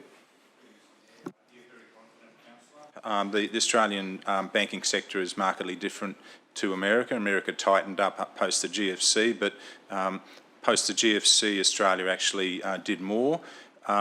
During those times of uncertainty after the GFC, the federal government actually guaranteed capital, so the capital investments for banks, you paid a premium, and that was guaranteed. So that's no longer required because of the governance and the legislation around the banking industry. So you're very confident. And also, back to our investment policy, we invest to protect the capital value of our investments. So confident that we won't have any risk there. Thank you, Mr. Costello. That was sort of what I told the person, but it's good to hear it from the people who know the real answers. Thank you. Thank you, Councillor Johnston. There being no further speakers, Councillor Natali, would you like to close? Not necessary. Put the motion to the vote. All those in favour? That's carried unanimously. Thank you. Move to 8.6, the debt policy for 23-24. And again, Michael Costello to give us a presentation. Thank you. Yeah, so once again, the debt policy is a requirement under the local government regulations. We're required to prepare a debt policy annually. And again, it forms part of our system of financial management, particularly in relation to our budget. Council's borrowing activities are governed through the Statutory Bodies Financial Arrangements Act. Our debt policy provides clear guidelines for loan raising, requiring assessment of the impact of any borrowing decision on Council's long-term financial sustainability. The debt policy is reviewed annually. There have been no changes to the existing debt policy. The debt policy sets the required loan borrowings for 23-24 financial year. The loan borrowings are estimated for next year at $28.5 million. The major component out of that is just under $24 million for waste management, just under $2 million for holiday parks and $3 million for the stadium expansion. Based on the close of this financial year, moving into budget for next year, our opening balance of debt is programmed to be $455 million, and the closing balance decreasing to $450 million, and our debt service payment for next year is programmed at $23 million. And the recommendation. Thank you. Somebody to move? Councillor Hungerford. Seconder, Councillor Johnston, thank you. Please open, Councillor. Through you, Mr. Mayor. I think that's one of the great strengths of this council, because we've got a very firm focus on what we borrow for and what we do not borrow for. I'll explain that. New borrowings will only be made for capital expenditure for a period of less than or equal to the estimated useful life of the asset, and no more than 20 years. Council will not utilise loan funding to finance operating activities or recurrent expenditure. That comes from your income. That's your sound financial management. Council recognises that infrastructure demands upon Council can often only be met through borrowings, but we will always be mindful of additional costs incurred by the community when assets are acquired through borrowings, as this increases the cost of providing capital infrastructure. You've got the original capital cost, your depreciation and the interest. That's the true cost. Council will endeavour to fund the capital renewal projects from operating cash flows and borrow only for new or upgrade capital projects, having regard to sound financial principles and giving consideration to intergenerational equity for the funding of long-term infrastructure projects. And you see a lot of the major ones, the region buildings one, we did those on self-funding business cases. Didn't come from the ratepayers. Very strong sound management. Borrowings for infrastructure that provide the opportunity for a return on assets will take priority over borrowings for other assets. And that's what we did with the region building ones. That's why we've got low debt and high assets. That's why we've got a strong rating with Queensland Treasury. That's why we get unmodified audits year after year. And I feel quite confident, and the next council and the one after that needs to follow this, because the returns to the ratepayers, our shareholders, in the future are enormous if we maintain this strategy. I put this to you, this is very sound policy, and we need to keep doing what we're doing. Thank you. Thank you, Councillor Hungerford. No further speakers. Put the motion to the vote. All those in favour? That's carried unanimously. Thank you. And 8.7, Michael, is the revenue policy for 23-24. Thank you. Thank you, Mr Mayor. Once again, the local government regulations in the Act require Council include in its budget a revenue policy. A local government must review its revenue policy annually in sufficient time to allow the annual budget that's consistent with the revenue policy to be adopted. Hence the adoption of the revenue policy in May prior to the budget adoption in June. This revenue policy sets out principles for Council in relation to levying rates and charges, granting of concessions for rates and charges, recovery of overdue rates and charges, and cost recovery methods. There have been no material changes to the existing revenue policy. So the principles of the revenue policy: in levying rates and charges, Council will apply the principles of consistency by scheduling rate notices on a half-year basis. There is also minor rate notice runs that occur in between those half years. Communication by advising ratepayers about the rate notice issue and the payment dates. Clarity by providing meaningful information on the rate notice to enable ratepayers to clearly understand their responsibilities. And flexibility by providing payment arrangements to ratepayers in financial difficulty, along with a wide array of payment options. The principles in making and levying rates and charges will be guided by the following: equitable distribution of the differential general rates burden as broadly as possible, transparency in the making and levying of rates, flexibility taking into account changes in the local economy, clarity in terms of responsibilities, and the national competition policy in relation to fees and charges, and having in place a rating regime that is efficient to administer. And the recommendation once again, Mr Mayor. Thank you, Michael. Someone to move? Councillor Hungerford. Seconder? Councillor Cox, thank you. Would you like to open, Councillor Hungerford? Through you, Mr Mayor. This is a regulatory requirement of us coming into the budget, but it's a very sound one.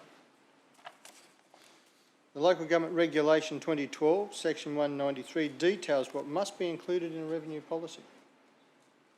This policy forms part of Council's overall system of financial management, required under Section 1045C3 of the Local Government Act 2009. What this covers, as Michael has stated before, the levying of rates and charges to get the income you need to deliver those things that you're doing for the community, granting concessions for rates and charges, pensioner rebates and those sort of things, recovering overdue rates and charges, we saw that in previous agenda item, and the cost recovery methods, recovering those costs from our operations so that we can competently deliver and produce a balanced operating result at the end of the year. We do this every year, but we've got it down pat pretty well. That's why we get positive operating results each year. I'll put it to you, this is very sound, it's what's required, and I'll be speaking more. I'm looking forward to bringing the budget down this year, actually. I'm champing at the bit for that one. But this is all putting in place, and we've got to have these in place leading up to that. So we've got clear principles, and we can clearly show that we're meeting those guidelines. Thank you, Mr Mayor. Thank you, Councillor Hungerford. No further speakers. We'll put the motion to the vote. All those in favour? That's carried unanimously. Thank you. Michael, we'll go to 8.8, the Register of General Costs, Recovery Fees and Commercial Charges for 23-24. Thank you. Thank you. Last one from me.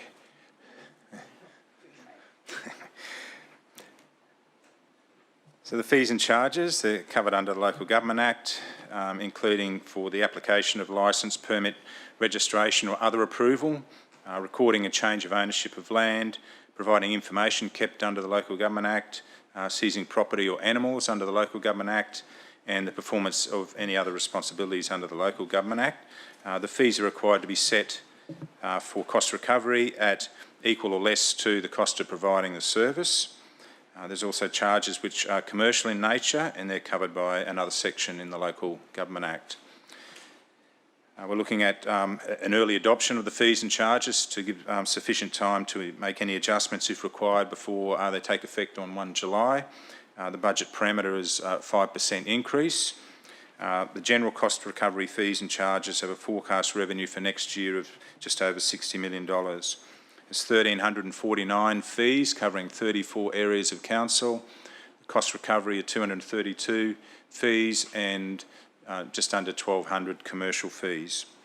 The cost recovery fees are reviewed using activity-based costing methodology to ensure compliance with the Local Government Act, and that review takes place over a rolling period of 3 years. Some of the highlights: the majority of the fees stay within the 5% parameter. There's new fees that have been established for Altitude 9 upstairs.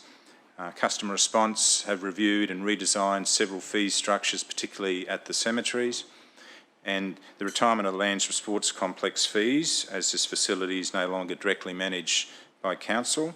And there are some fees that increase higher than 5% in order to recover the costs for those particular services. And the recommendation, Mr. Mayor. Thank you. Someone to move? Councillor Hungerford, thank you. Seconder? Councillor Cox, thank you. Would you like to open? Councillor Hungerford. Through you, Mr. Mayor. This is always one where you're looking into a crystal ball into the future. What's the inflation going to do over the next year to the cost of providing those services to different areas? Now, our general cost recovery fees and commercial charges revenue for 23-24 is expected to be approximately $60.2 million. The budget fee increase parameter is 5%. Some will be slightly more than that, some less, but we've calculated what their true cost is going to be. I believe 5% is pretty reasonable considering we're in a 7% inflationary environment at the moment. Hopefully that comes down through the year, but I'm not holding my breath.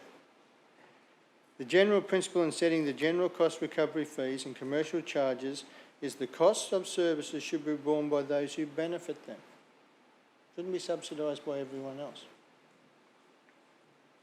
Cost recovery fees covered under Section 97 of the Local Government Act are required to be set equal or less than the cost of providing that service. So what we're doing here is we're not trying to make money out of it, we can't. We can only go up to what the actual cost of that service is.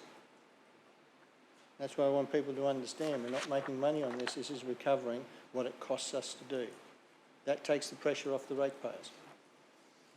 I put it to you. There's a lot of pages there. We've gone through it item by item. A lot of work has gone into this and looking at what accurately reflects what the true cost is. And I believe we've done that very well. And hopefully if inflation comes down during the year, because that will help us in delivering the bottom line. Thank you.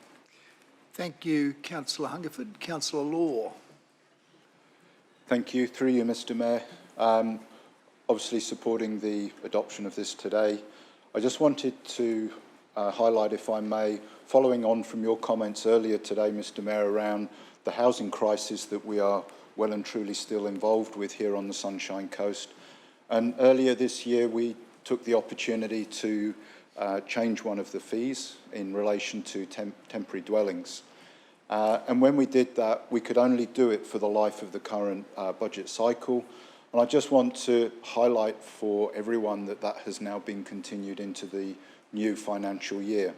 So those people who are experiencing severe stress and they might be living in some form of temporary accommodation on someone else's property, the licence and permit fees around that have been maintained at $0. And anyone who is needing to reapply will also not be charged the fee for that as well. So it's really important to highlight that at this time and to reassure everyone that that is continuing into the new financial year. Thank you, Mr. Mayor. Thank you, Councillor Law. Do you need to close, Councillor Hungerford? Sorry, Councillor Natoli. Thank you, Mr. Mayor. Just in regards to the cemetery fees, and I know that all councillors received an email this morning, and I'm not going to go into that now, but I think it's important, based on what was said, that some type of review be looked at in terms of the competitive and nature of that commercialisation and competition that might exist, And I believe that Councillor Hungerford is going to be meeting with one of the representatives of that industry, and obviously I am keen to hear back what will happen. But I think it's important when these things are brought to our attention that we don't just go through and barge through and approve these. Yes, we'll support these fees as they are, and I won't be asking for it to be held back or not. I will support them today, but I think it's appropriate that when questions are asked that we actually acknowledge, and I believe that they may have had discussions with you at the start of the term, Mr Mayor, according to their email. I haven't seen the email this morning or tonight, so I can't really comment. That's why I won't go into any detail. But all I just want to flag here is that I think it's appropriate that when these sorts of things happen, that we probably need to have more information. And I don't expect a full explanation now, Shana, but I just want to flag that I think it's something that we should have more information brought back to us. Thank you. Is there anything you need to add, Shana? Thank you. Through you, Mr Mayor, we did conduct a full review of the cemetery fees and charges this year, and as many industries have experienced, the monumental works industry have experienced significant cost increases. So you will see that reflected in our fees and charges, which better places us to match other providers in the industry with the adoption of these fees and charges. But it is certainly something we will continue to monitor. When we receive a copy of that correspondence, I'll be in a position to provide more context around that. Thank you.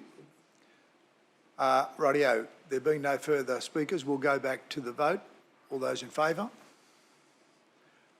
That's carried unanimously. Thank you, Michael. Good stint. Councillors, I think we might take a short break. Could we resume, please, at 11:05?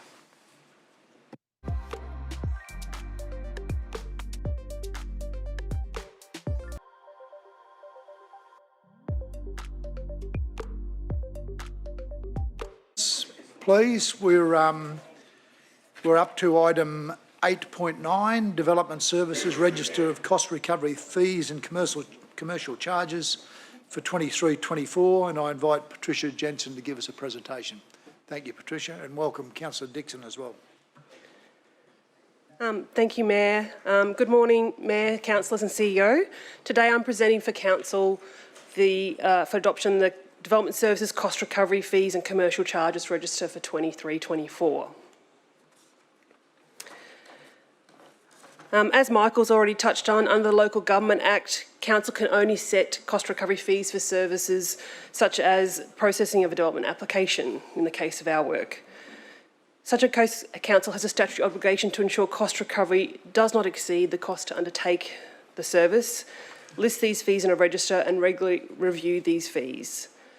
At this time, approximately 70% of the activities and services carried out in Development Services branch are associated with fee-generating services, such as the project management, assessment and decision-making for development applications, the contributed asset handover process, and also the plumbing and drainage work applications and inspections.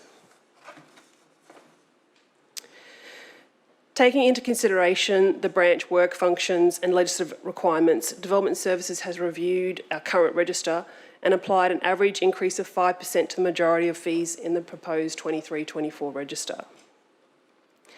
Some fees have been increased greater than 5% based on the work effort and to ensure appropriate cost recovery of the services are undertaken. The specific proposed changes are outlined in the comparison document in attachment 1 to the report.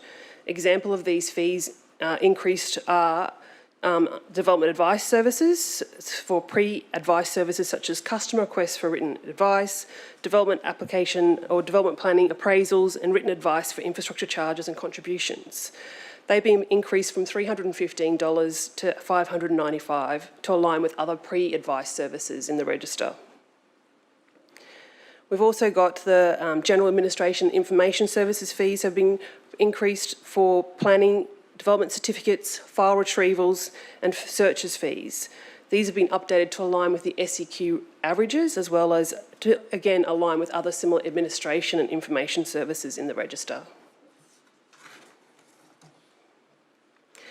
A number of fees for dwelling houses in Section 5 of the 23-24 register are being increased to align with the other SEQ council fees.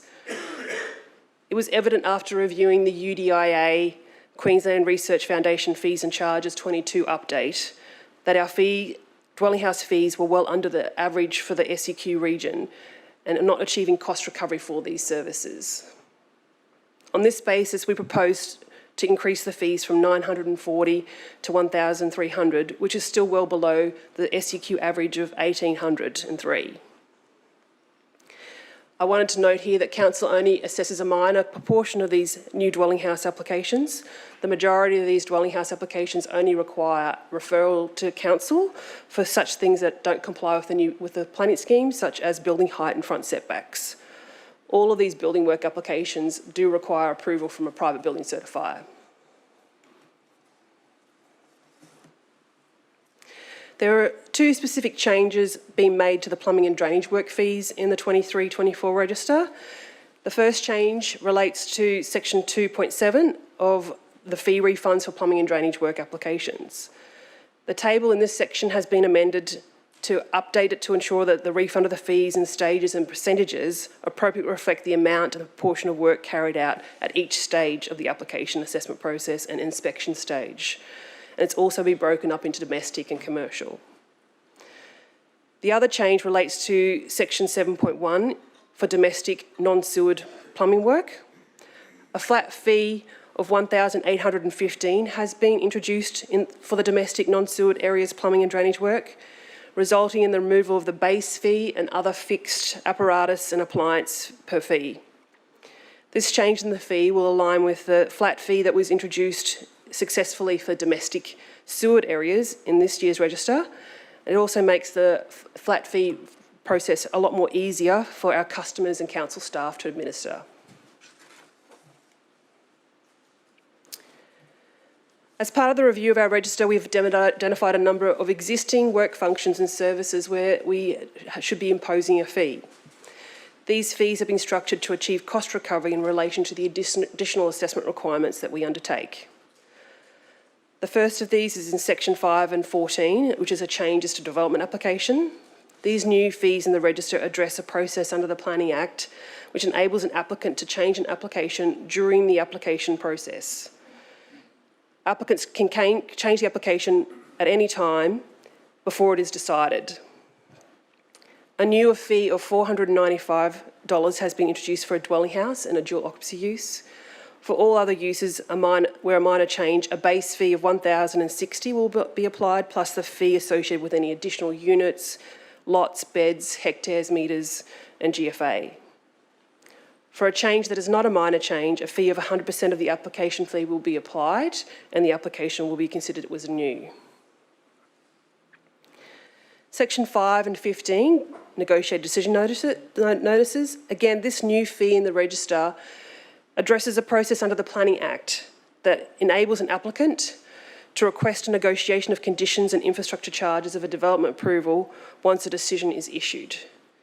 This process requires the reassessment of the relevant representations made by the applicant in relation to the decision and requires preparation of more detailed report to assess and consider that by Council.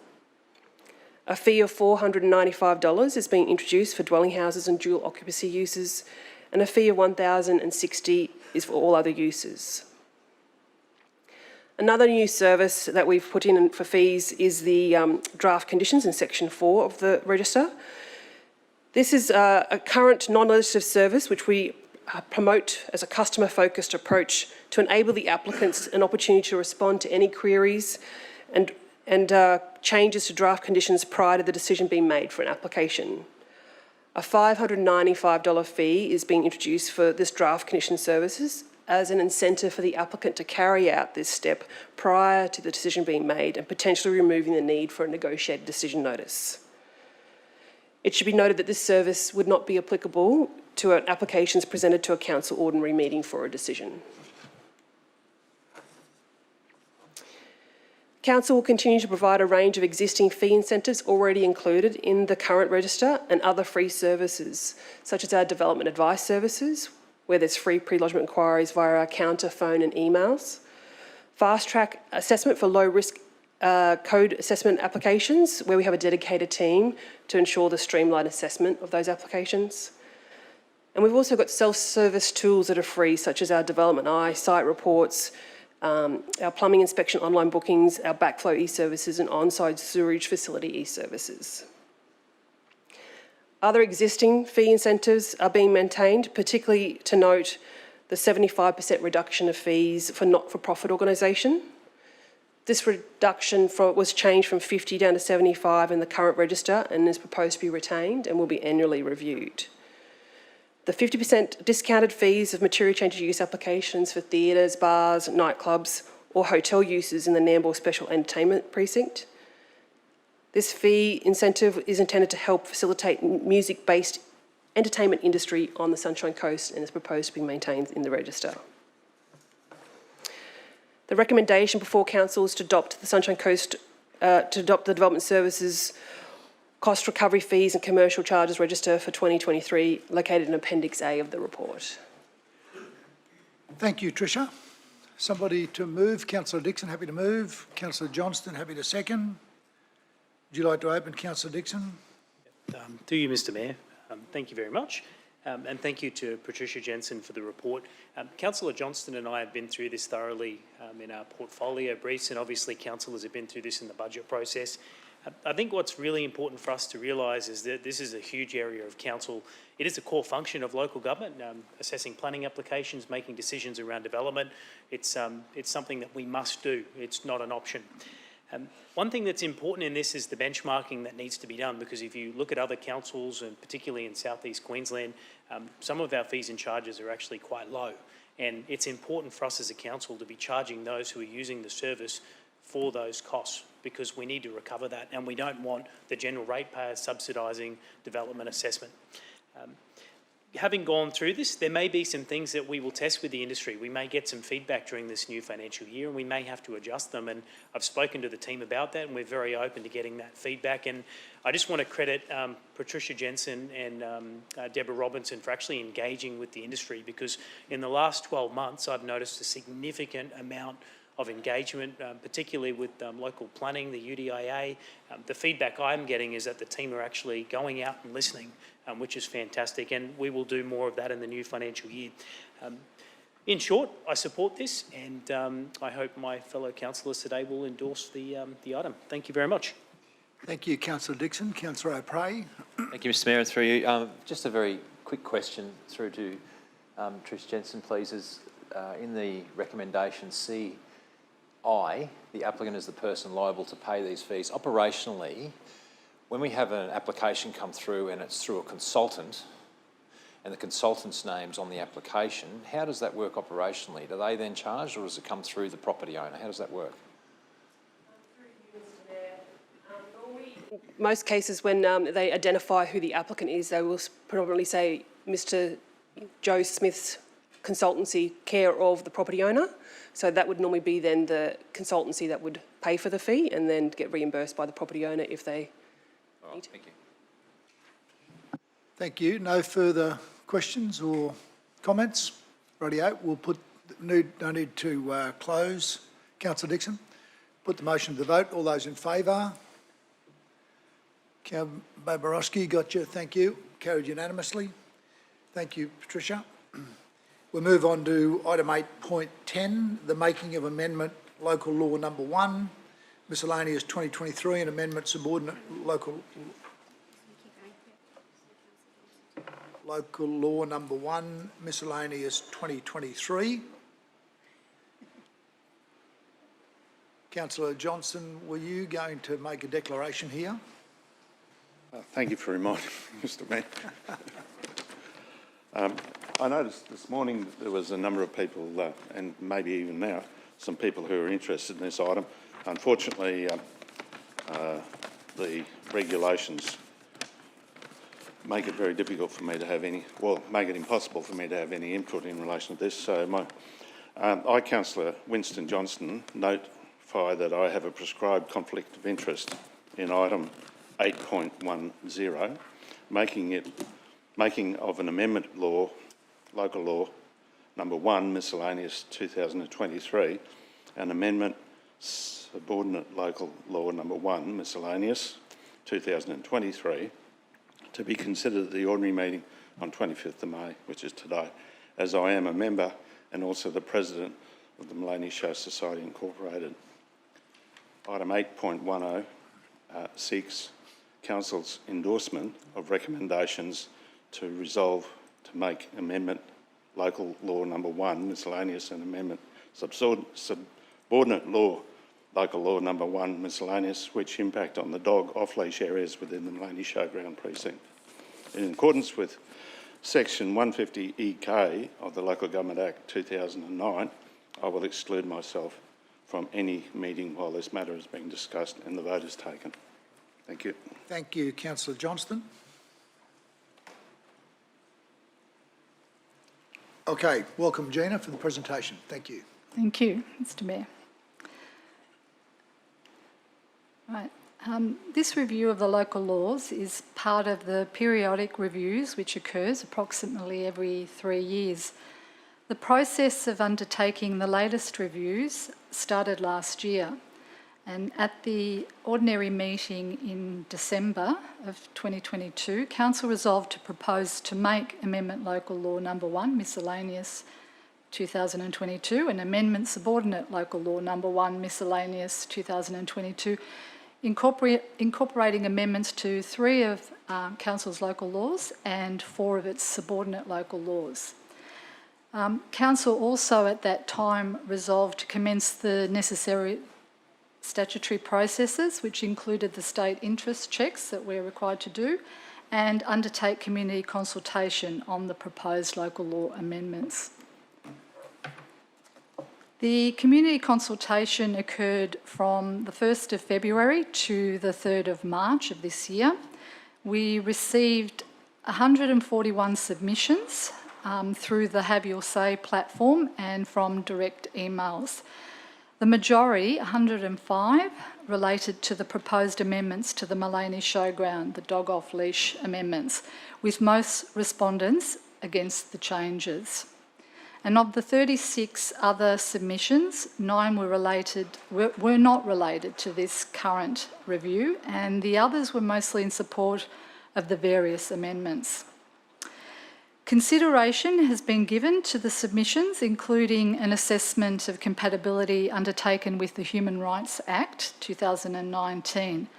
And following consideration of all of the submissions and the feedback received, and in consultation with the Maleny Show Society, the only change now being proposed from what was drafted is an additional dog off-leash area to the showgrounds. And I have some maps. In this first map, that's showing the existing situation at the Maleny Showgrounds, with the whole area being currently dog off-leash allowed. The proposal that went out for community consultation included an area for off-leash in that top left-hand corner of the map, and with the other areas being on-leash or dogs prohibited.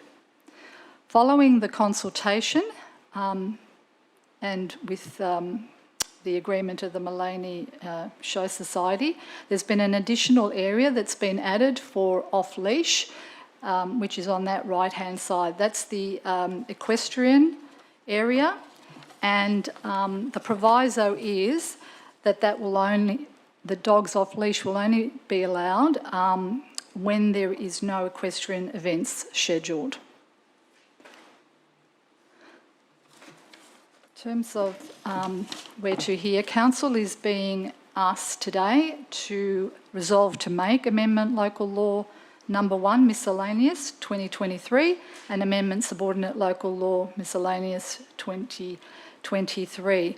Councillors have been notified, however, that since the agenda papers were published, that a minor drafting error in Amendment Subordinate Local Law Number 1 has been identified, which, if not corrected, impacts on Council's ability to issue resident parking permits to the wider Sunshine Coast region, which was the intention.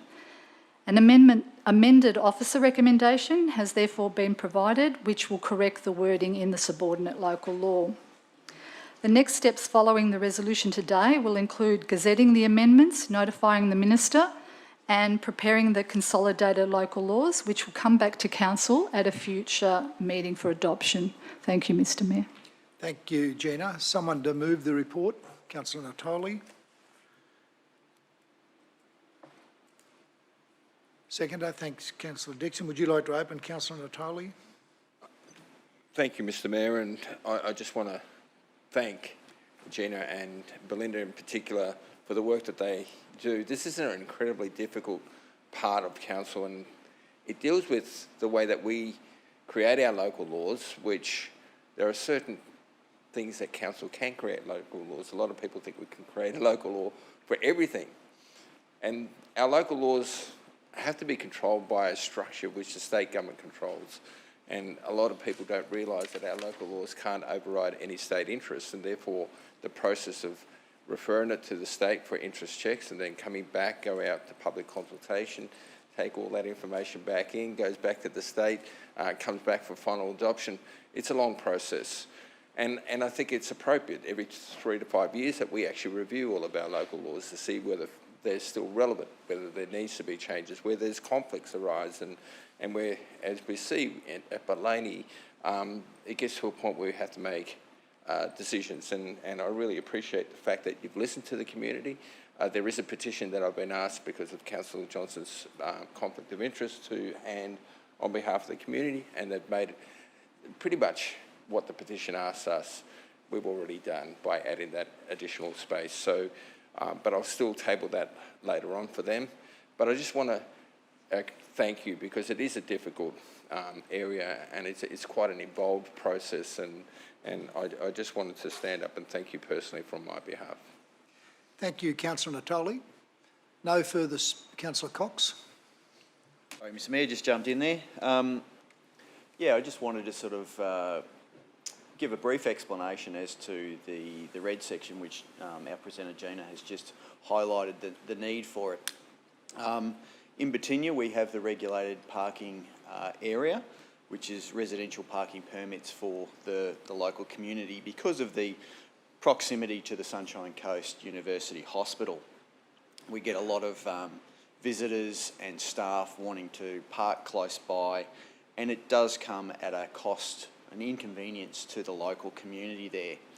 And over the last probably 2+ years, we've been, well, myself have been receiving, and my office has been receiving, a number of requests from the local residents that just sit outside that particular mapped area because the community gets to understand where they can and can't park. And for example, in the lower section of the Batinia Island, there is a street which is one side's included and the other side's not included. And so we get a lot of people parking in the non-included area, and it does cause grief with some of those residents being able to get access to their properties. It also provides a lot of inconvenience for our garbage collectors and the like, because the streets are a bit narrow. So by including this in the local law, it just gives council that flexibility to expand through the maps later on in consultation with our resident community there. So councillors, I'd just be seeking your support here today so we can move forward with these particular amendments to our local laws. Thank you, Councillor Cox. Councillor Hungerford. Through you, Mr Mayor, I thought I'd speak to this to actually congratulate the staff. Very difficult one here, because council received 141 submissions to all these local laws amendments, but 105 of those were loaded to the Maleny Showgrounds. We've got a lot of concentration of interest there. The feedback from complaints received regarding dog waste issues and dog attacks on children participating in activities on the sports fields. Now, this was the Maleny Show Society was managing the showgrounds, so our staff had to take into account Council's Management Plan for Domestic Animals, Cats and Dogs, 2021 to 30. Council's Maleny Sport and Recreation Master Plan, 2016 to 2031. But in this one here, when I got briefed on it, saw the paper and briefed on it and asked questions, they also had to apply the Human Rights Act 2019. So this is quite a complex assessment for a council officer to do and balance everyone's rights here and being fair to everyone.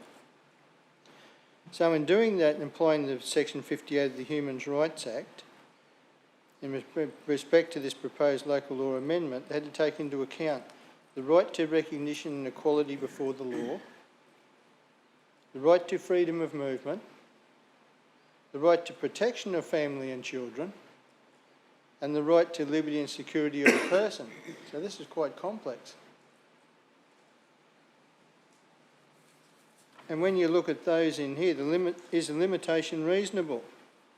Sometimes rights conflict. When this happens, the council may limit or restrict someone's rights to protect the rights of other people or the community at large. Council will always take a balanced approach to any amendments to the local laws. And then protection of families and children under Section 26. The rights of all users of the mixed-use Maleny Showground facility have taken into consideration there are risks to safety currently due to the mixed use and the ability for dogs to roam freely around children, people and people on horses. Now you take if a dog's not used to being a working dog that's used to animals and horses and comes in at someone riding a horse and snapping at the horse's heels or running around the horse and makes the horse react. So you've got to balance this as well, the people using the horses and the people with their dogs running free. There is reasonable likelihood, and under liberty and security of a person, there is reasonable likelihood of danger or physical harm due to mixed use of a facility. Enabling dogs to roam freely around children, people on horses, this interaction can cause conflict and potential to cause harm to persons. So following community consultation, the second larger dog off-leash facility we provided in this area will be shared within the equine area while not being used for horse riding events usually held on weekends. So you've had a real balancing act here, and what we're going out with there is a trial for this new concept and who's going to use it and when and what areas are prohibited and which are not. But I think it's prudent to put it out there for 12 months, see what feedback we get. But looking at this, I think it's very balanced. You've done a lot of work on this and it's not easy because you've got conflicting interests there and the rights for people's protection and freedom of movement under the Act. I would be very surprised if we have to make much change to this, maybe minor tweaks, depending on what feedback we get over the 12 months. But I'd like to congratulate the staff because this has been very difficult and I think you've come up with a very balanced approach to this and hopefully the community will acknowledge that as well. And thank you, Mr Mayor. Thank you, Councillor Hungerford. There being no further speakers, you need to close. Not necessary. Put the motion to the vote. All those in favour? Councillor Babrowski, yes, that's carried unanimously. Thank you very much, Gina and the team. Item 8.11 is the international, or someone might get Councillor Johnston too, please.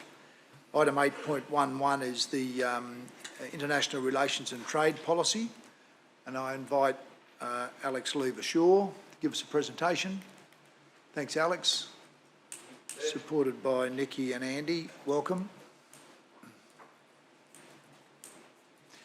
Okay, over to you, Alex. Thank you. Okay, so the purpose of this discussion and this presentation is to seek Council's endorsement of the International Relations and Trade Policy, which was Appendix 80 of Council report, and the renewal or lapse of current formalised agreements with international entities, referred to as our sister or friendship cities.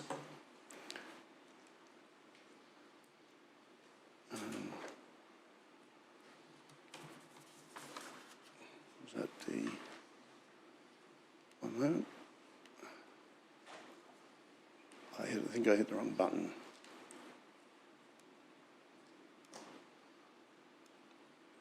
There we go. So in relation to the formal agreements, Council currently has 4 formal agreements that it has historically had. All of those have currently lapsed, so we're seeking to renew those. The first one is a sister city relationship with Tabernacle through the consultation process. We want to extend that to the maximum period of 5 years, noting when this rolled over, with a view of moving that to a friendship city relationship going forward. We want to extend the current mutual friendship with Fenland District, again for 5 years, the mutual friendship with Jarmin for 5 years, and at this stage, because of limited activity, we're just letting the Charter of Mutual Friendship with Mont d'Or lapse for the time being. The reason that we've gone for the 5-year recommendation is just because of the dates that these agreements rolled over, so that we can put in place those directions, such as the movement to the Friendship City status, before the next date of rollover.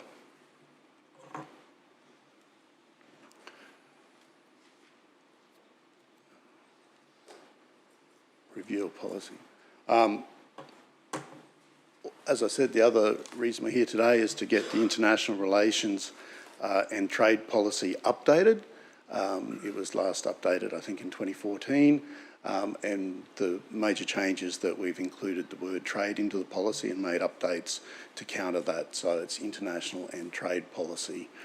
Over the period since it was last reviewed by Council, the agreements that we have in place have migrated towards more social and cultural initiatives, and we're seeing that with the movement from the Tabernacle one from Sister City to Friendship, but we recognise that that's still a very important role for our community to have global access and connections to develop our community, not just from an economic perspective, but also from a social and cultural perspective. And we've seen the sporting groups such as Jarmin Youth Football Group have great relations with our region through that. Also, over that period, we're all aware that there's been major changes in the geopolitical environment, and also that's played out in a number of different changes. We've seen India now surpass China as one of the most populous countries in the world, and great opportunities for trade for our region in Australia, and also the impending UK free trade agreement that is to be executed on the 31st of May. So we want to make sure that Council is well positioned going forward to maximise opportunities.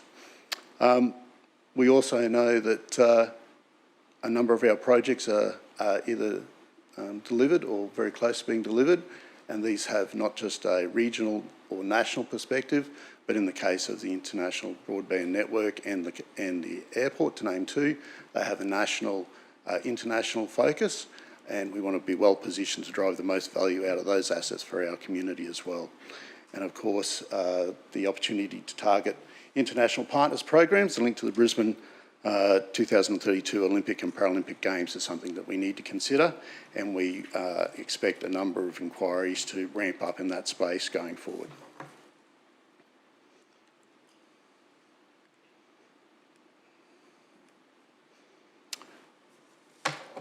So, what are the key benefits of the policy?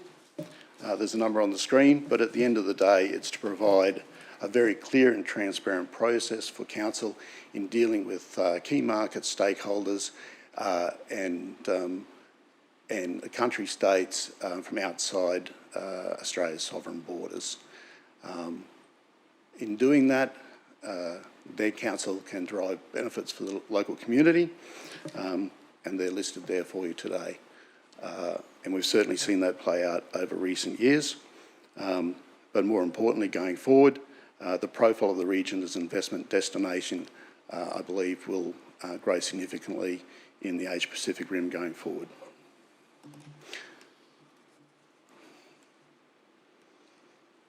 So the recommendations, as I said at the outset, is to receive and note the report, adopt the policy, and endorse the extensions or the rollovers of the three formal agreements mentioned, and for the Friendship City arrangement in Mont d'Or to lapse. Thank you. Thank you, Alex. Happy to move. Councillor O'Prey. Second, Councillor Landsberg. Would you like to open, Councillor O'Prey? Mr Mayor, and particular thanks to Alex and your team.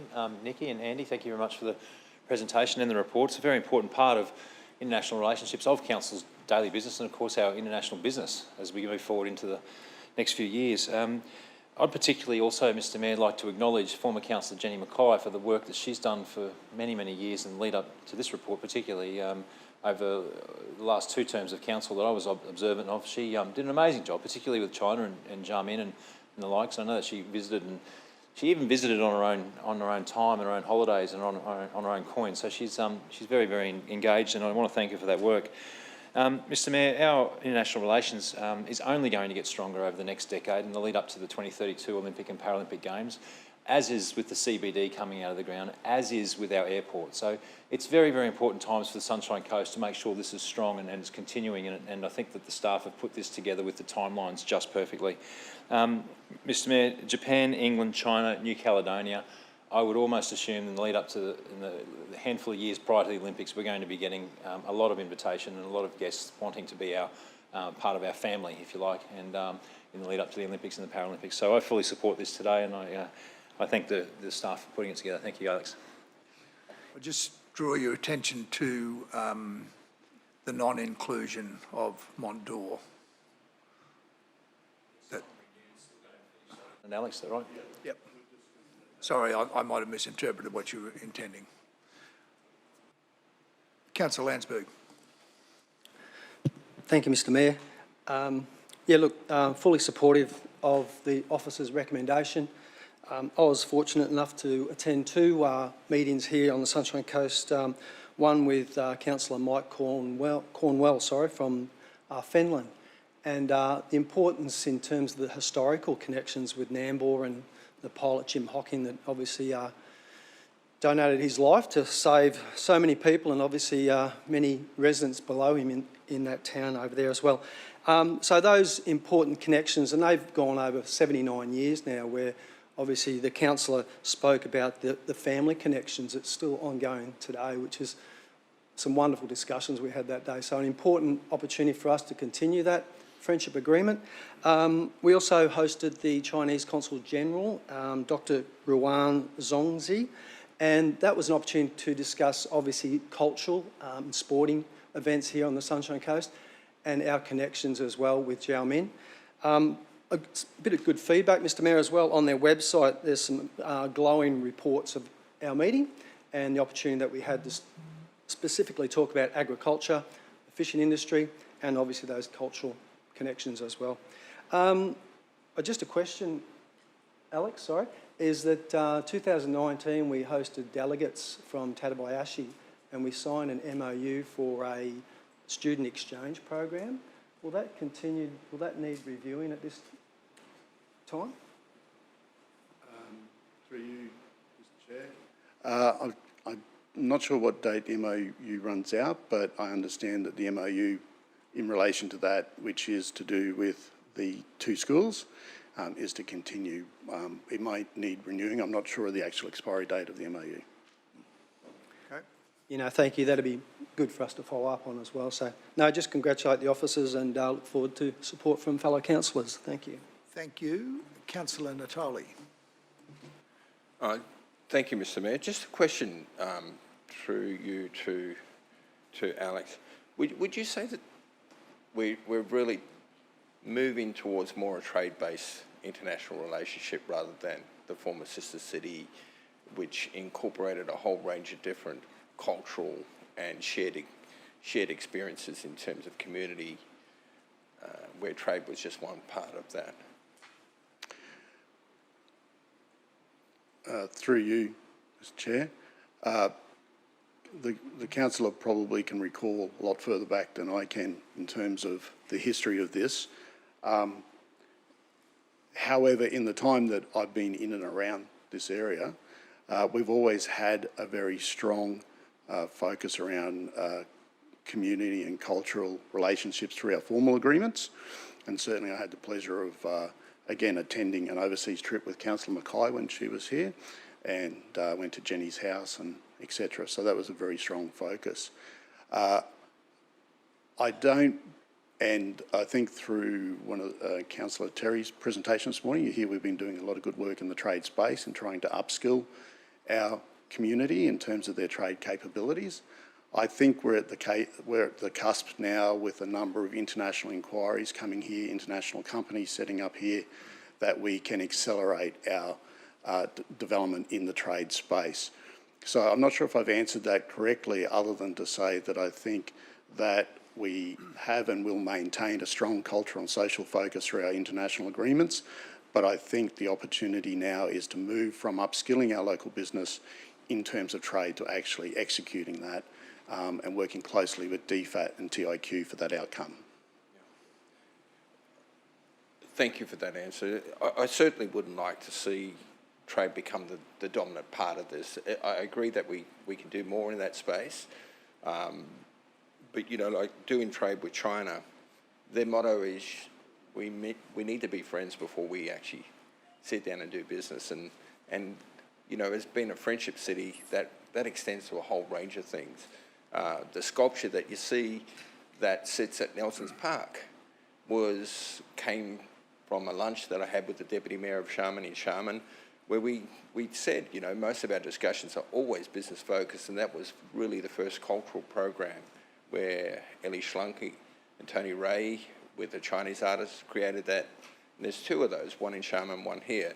I still remember being in Tatabayashi at one of their festivals, and Adrian Ross, who performed in the closing ceremony of the Sydney Olympics, I encouraged them to be able to share him playing a didgeridoo with the Japanese harps that were at the festival, and it was incredible. The hairs on the back of my neck. It was such a wonderful experience to see that happen.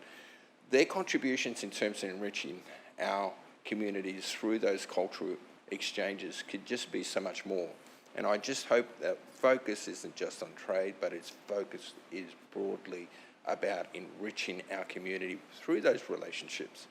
And it's so important that we find that mechanism. We used to have a sister city committee that, in my first year, both the Mayor, Don Cully, myself and Jenny Mackay, were involved with the extended community, and we come together and we make decisions, and they were given a small budget, but out of that budget they endorsed different programs, and those programs, so it was actually them driving a number of the initiatives. We've taken that away, and now it's become 100% council focused, and I'm not sure whether we're getting that momentum in terms of allowing a lot of the schools are no longer as engaged, and they used to be part of that committee.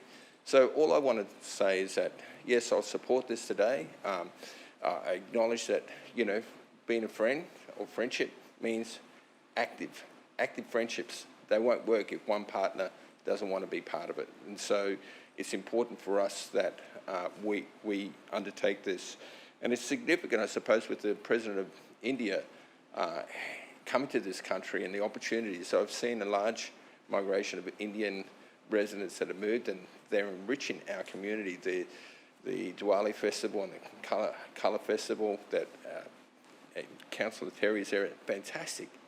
And I could just see more of this happening, and I think the opportunities, if we are to expand, could be in that area there where they definitely want to be a bigger partner, and with the possibility of tertiary students coming to the Sunshine Coast, that could be another opportunity as well. Thank you, Councillor Natali. Councillor Law. Thank you. Through you, Mr. Mayor, I have a question, if I may. I'm not sure who the question or who'll be able to answer this, or maybe take it on notice. In the policy review, it says that the council will be authorising international travel.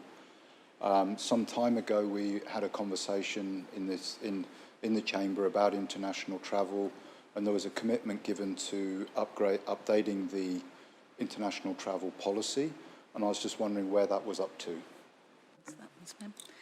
Thanks, Councillor, and through you, Mr. Mayor. I have a draft of that policy currently that we're just reviewing and comparing against other councils and getting that ready to provide to council, so it won't be too far away. Okay, that's great. And obviously it's referred to in this policy document, so I was just looking for the connectivity between that.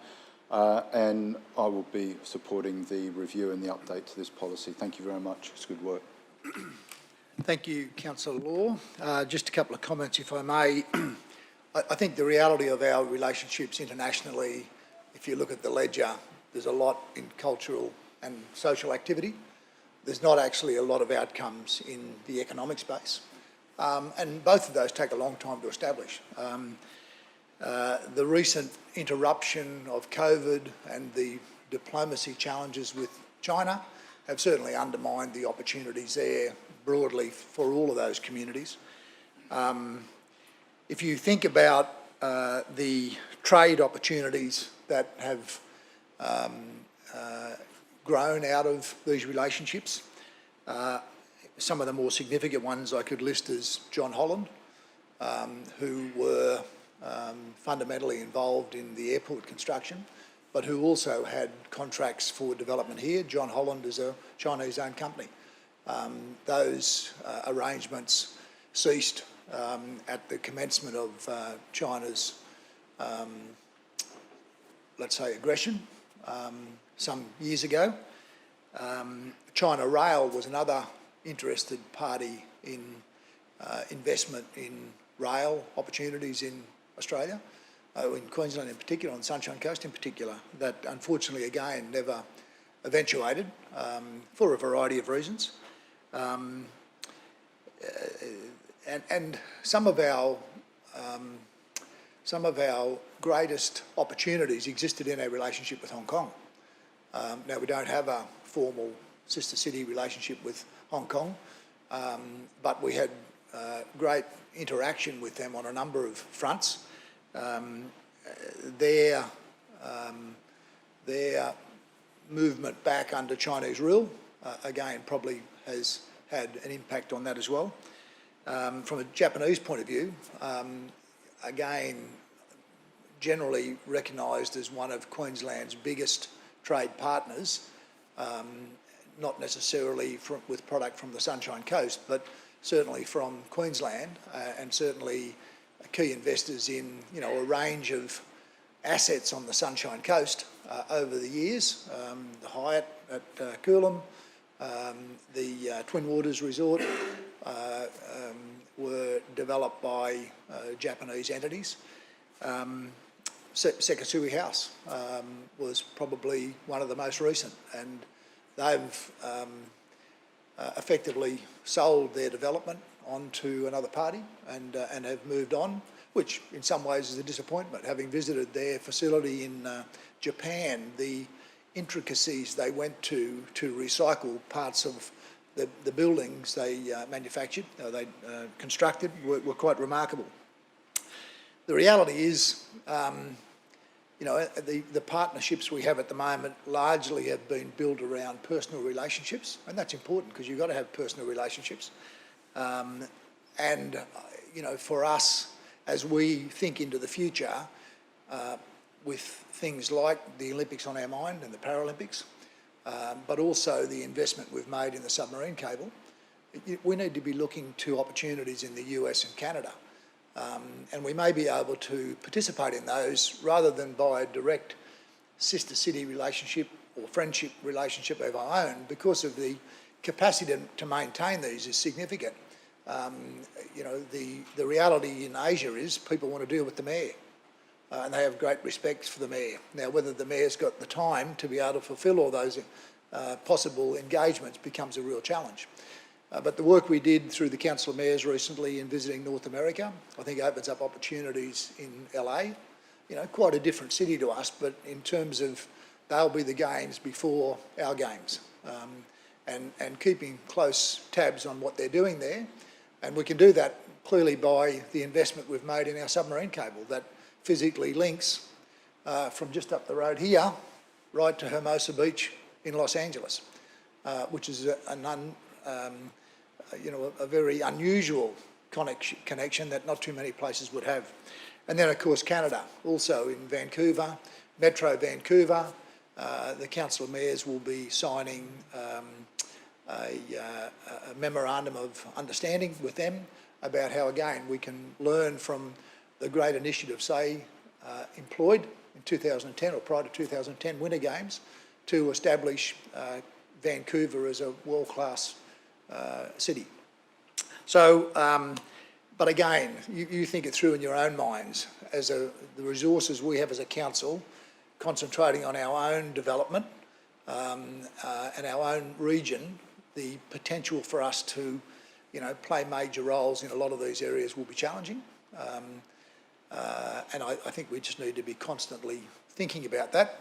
I agree with what Councillor Natoli has said, particularly in an Asian context. Getting to know people is absolutely crucial to doing business with them, and that won't happen otherwise. So with those few notes, I'd urge you to support this recommendation, and indeed, we'll need to continue to address these on an annual basis, in my view, to make sure we are getting that balance. But at this stage, we really need to be seeing some real life trade opportunities coming out of that, and managing that relationship through Trade Investment Queensland is a way that we can magnify or amplify our own resources far more readily than doing it ourselves. So I'd urge you to think about that. Okay, I'll go back to Councillor Natoli. Do you want to close, Joe? Sorry, my apologies. Councillor O'Prey. Mr Mayor. I thought, yeah, no, that's all right. That's okay. J.O., go. As in J. Natoli. That's it. Got it. Mr Mayor, you made some really interesting points there, and some things there that I want to ad lib to a little bit. Firstly, the connection that we've got between the physical connection that we've got between Maroochydore Beach and the beach that you made mention in LA.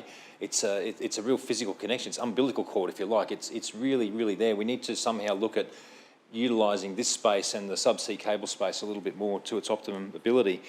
And it's a little bit remiss of me not to have mentioned New Zealand. Our connection with New Zealand is very, very strong here on the Sunshine Coast, and in fact, I'd challenge it to be our biggest trade partner internationally, although we don't often see it as an international. We're kind of like their big brother to some degree, but it's a very integral part of the Sunshine Coast economy, particularly with Air New Zealand, our airport. We have a lot of connections with the school programs, the sports programs particularly. You think about the rugby union throughout the private school sector in the southeast corner and particularly Auckland. There's a lot of connections there with other sports like cricket, and I know that there's a lot in surf lifesaving as well. So let's not forget our friends over in New Zealand in this discussion today. But Mr Mayor, great conversation, and thank you very much to the staff. Very well put together report, and I hope we all support it today. Thank you. Thank you, Councillor. That beach is Hermosa Beach, a stone's throw from Hollywood and the film industry. Okay, we'll put the motion to the vote. All those in favour? That's carried unanimously. Thanks, Alex, very much. Rightio, we move on to item 9, notices of motion.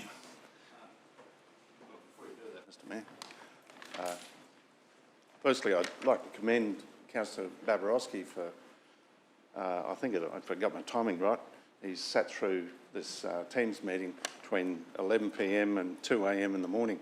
That shows dedication, and congratulations. There's a notified motion coming up in relation to... It's a petition, actually. It's coming up. It's a petition? Give me one moment. Just take a seat for a moment. So, notice of motion. There's no notice of motion, and that's really worth reinforcing, because what it demonstrates is our forward management around issues and things that need to come to council are being dealt with in an expeditious way, and we're managing that really well. So I thank you again for your diligence in not bringing things at the last moment before they can sometimes be necessarily dealt with in a responsible way to help us make a most informed decision. Carry on, Councillor. I'm going to go to you now. In petitions.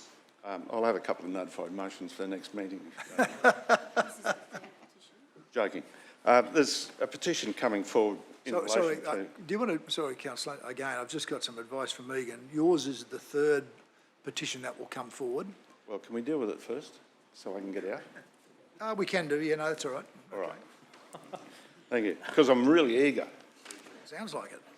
Mr Mayor, there is a petition coming forward in relation to the decision that we were making earlier on item 8.10, and it's off-leash dog area at the Maleny Showground, and I'd just like to advise Council I have a prescribed conflict of interest in this matter because I'm President of the Maleny Show Society, and a member of that organisation, incorporated, and in accordance with Section 150 EK of the Local Government Act 2009, I'll exclude myself from the meeting while the matter is being discussed and the vote's taken.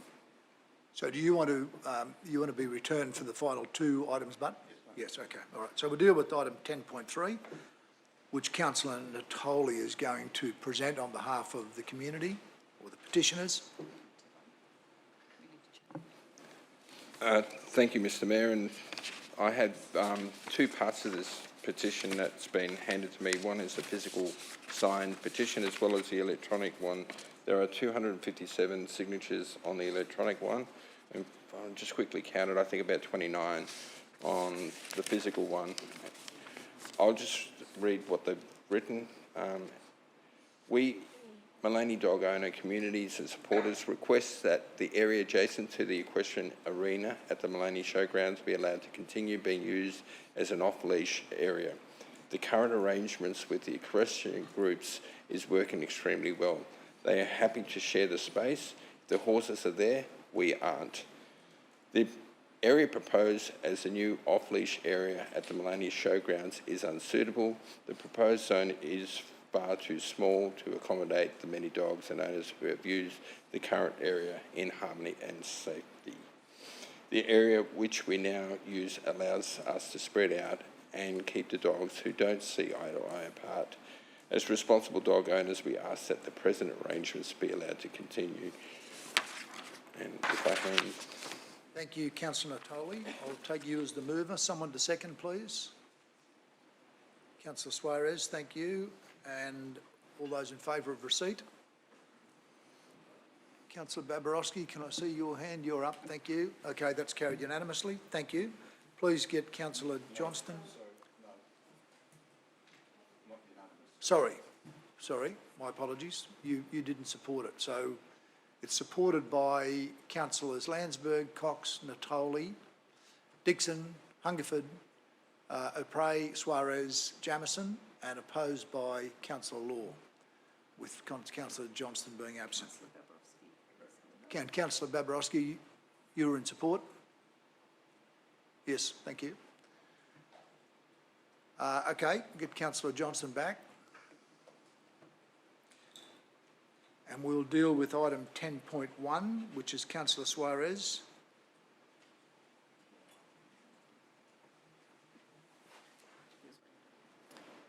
Thank you. Through the chair, I have a petition here. I'll read the petition and then I'd like to speak to it for a minute afterwards, if I may, Mr. Mayor. This petition is to modify or rebuild the crossings located at the corners of Fairview Close and School Road and McCall Place and School Road, Bly. We want them constructed in line with the Transport and Main Roads technical guidelines for raised priority crossings for pedestrians and cycle paths, as well as council's own plans. The reason we ask this is that they have been poorly built and don't conform to the guidelines. The ramp gradients are too aggressive and abrupt in places. The crossings are difficult to traverse as well as painful for some with medical issues. The lead petitioner is resident Mr. Mark Dax, who lives on Fairview Close. The raised crossings were put in. It was an initiative to increase active transport and encourage students to walk or ride to school and provide safety for them to do so. I have driven across those crossings, both at Fairview Place and McCall. The crossings have been investigated by staff. I believe we had an independent consultant assess these as well. And it seems to have come down to a disagreement about the technical specifications for the gradients. Mr. Dax was unhappy with the correspondence back from the staff regarding those technical specifications, and I advised him that his process going forward was to either create a petition or go to the Ombudsman. So in this case, he's chosen to collect a petition. He has 52 signatures and there's 4 pages. Thank you, Councillor Suarez. I'll take you as the... Can we get someone to second it, please? Thank you, Councillor Dixon. All those in favour of receipt? Thank you, that's carried unanimously. Okay, and 10.2, Councillor Law for 62 Fleetwood Road, Belli Park. Thank you. Through you, Mr Mayor. I have a petition from people who live in Fleetwood Road. The petition is for action for the removal of illegal dwellings, shipping containers, vehicles and persons on 62 Fleetwood Road, Belli Park. We, the undersigned, are concerned residents of Fleetwood Road who urge our Sunshine Coast Council to act now to stop the increasing numbers of living quarters being erected and remove all the current dwellings, storage containers, vehicles and persons on 62 Fleetwood Road, Belli Park. Thank you, Councillor Law. I'll take you as the mover. Thank you. Seconder, please, Councillor Johnston. All those in favour of receipt? That's carried unanimously. Thank you. Councillors, that concludes our agenda items today, so I thank you very much and close the meeting at 12:05 and wish you all a safe afternoon. Thank you.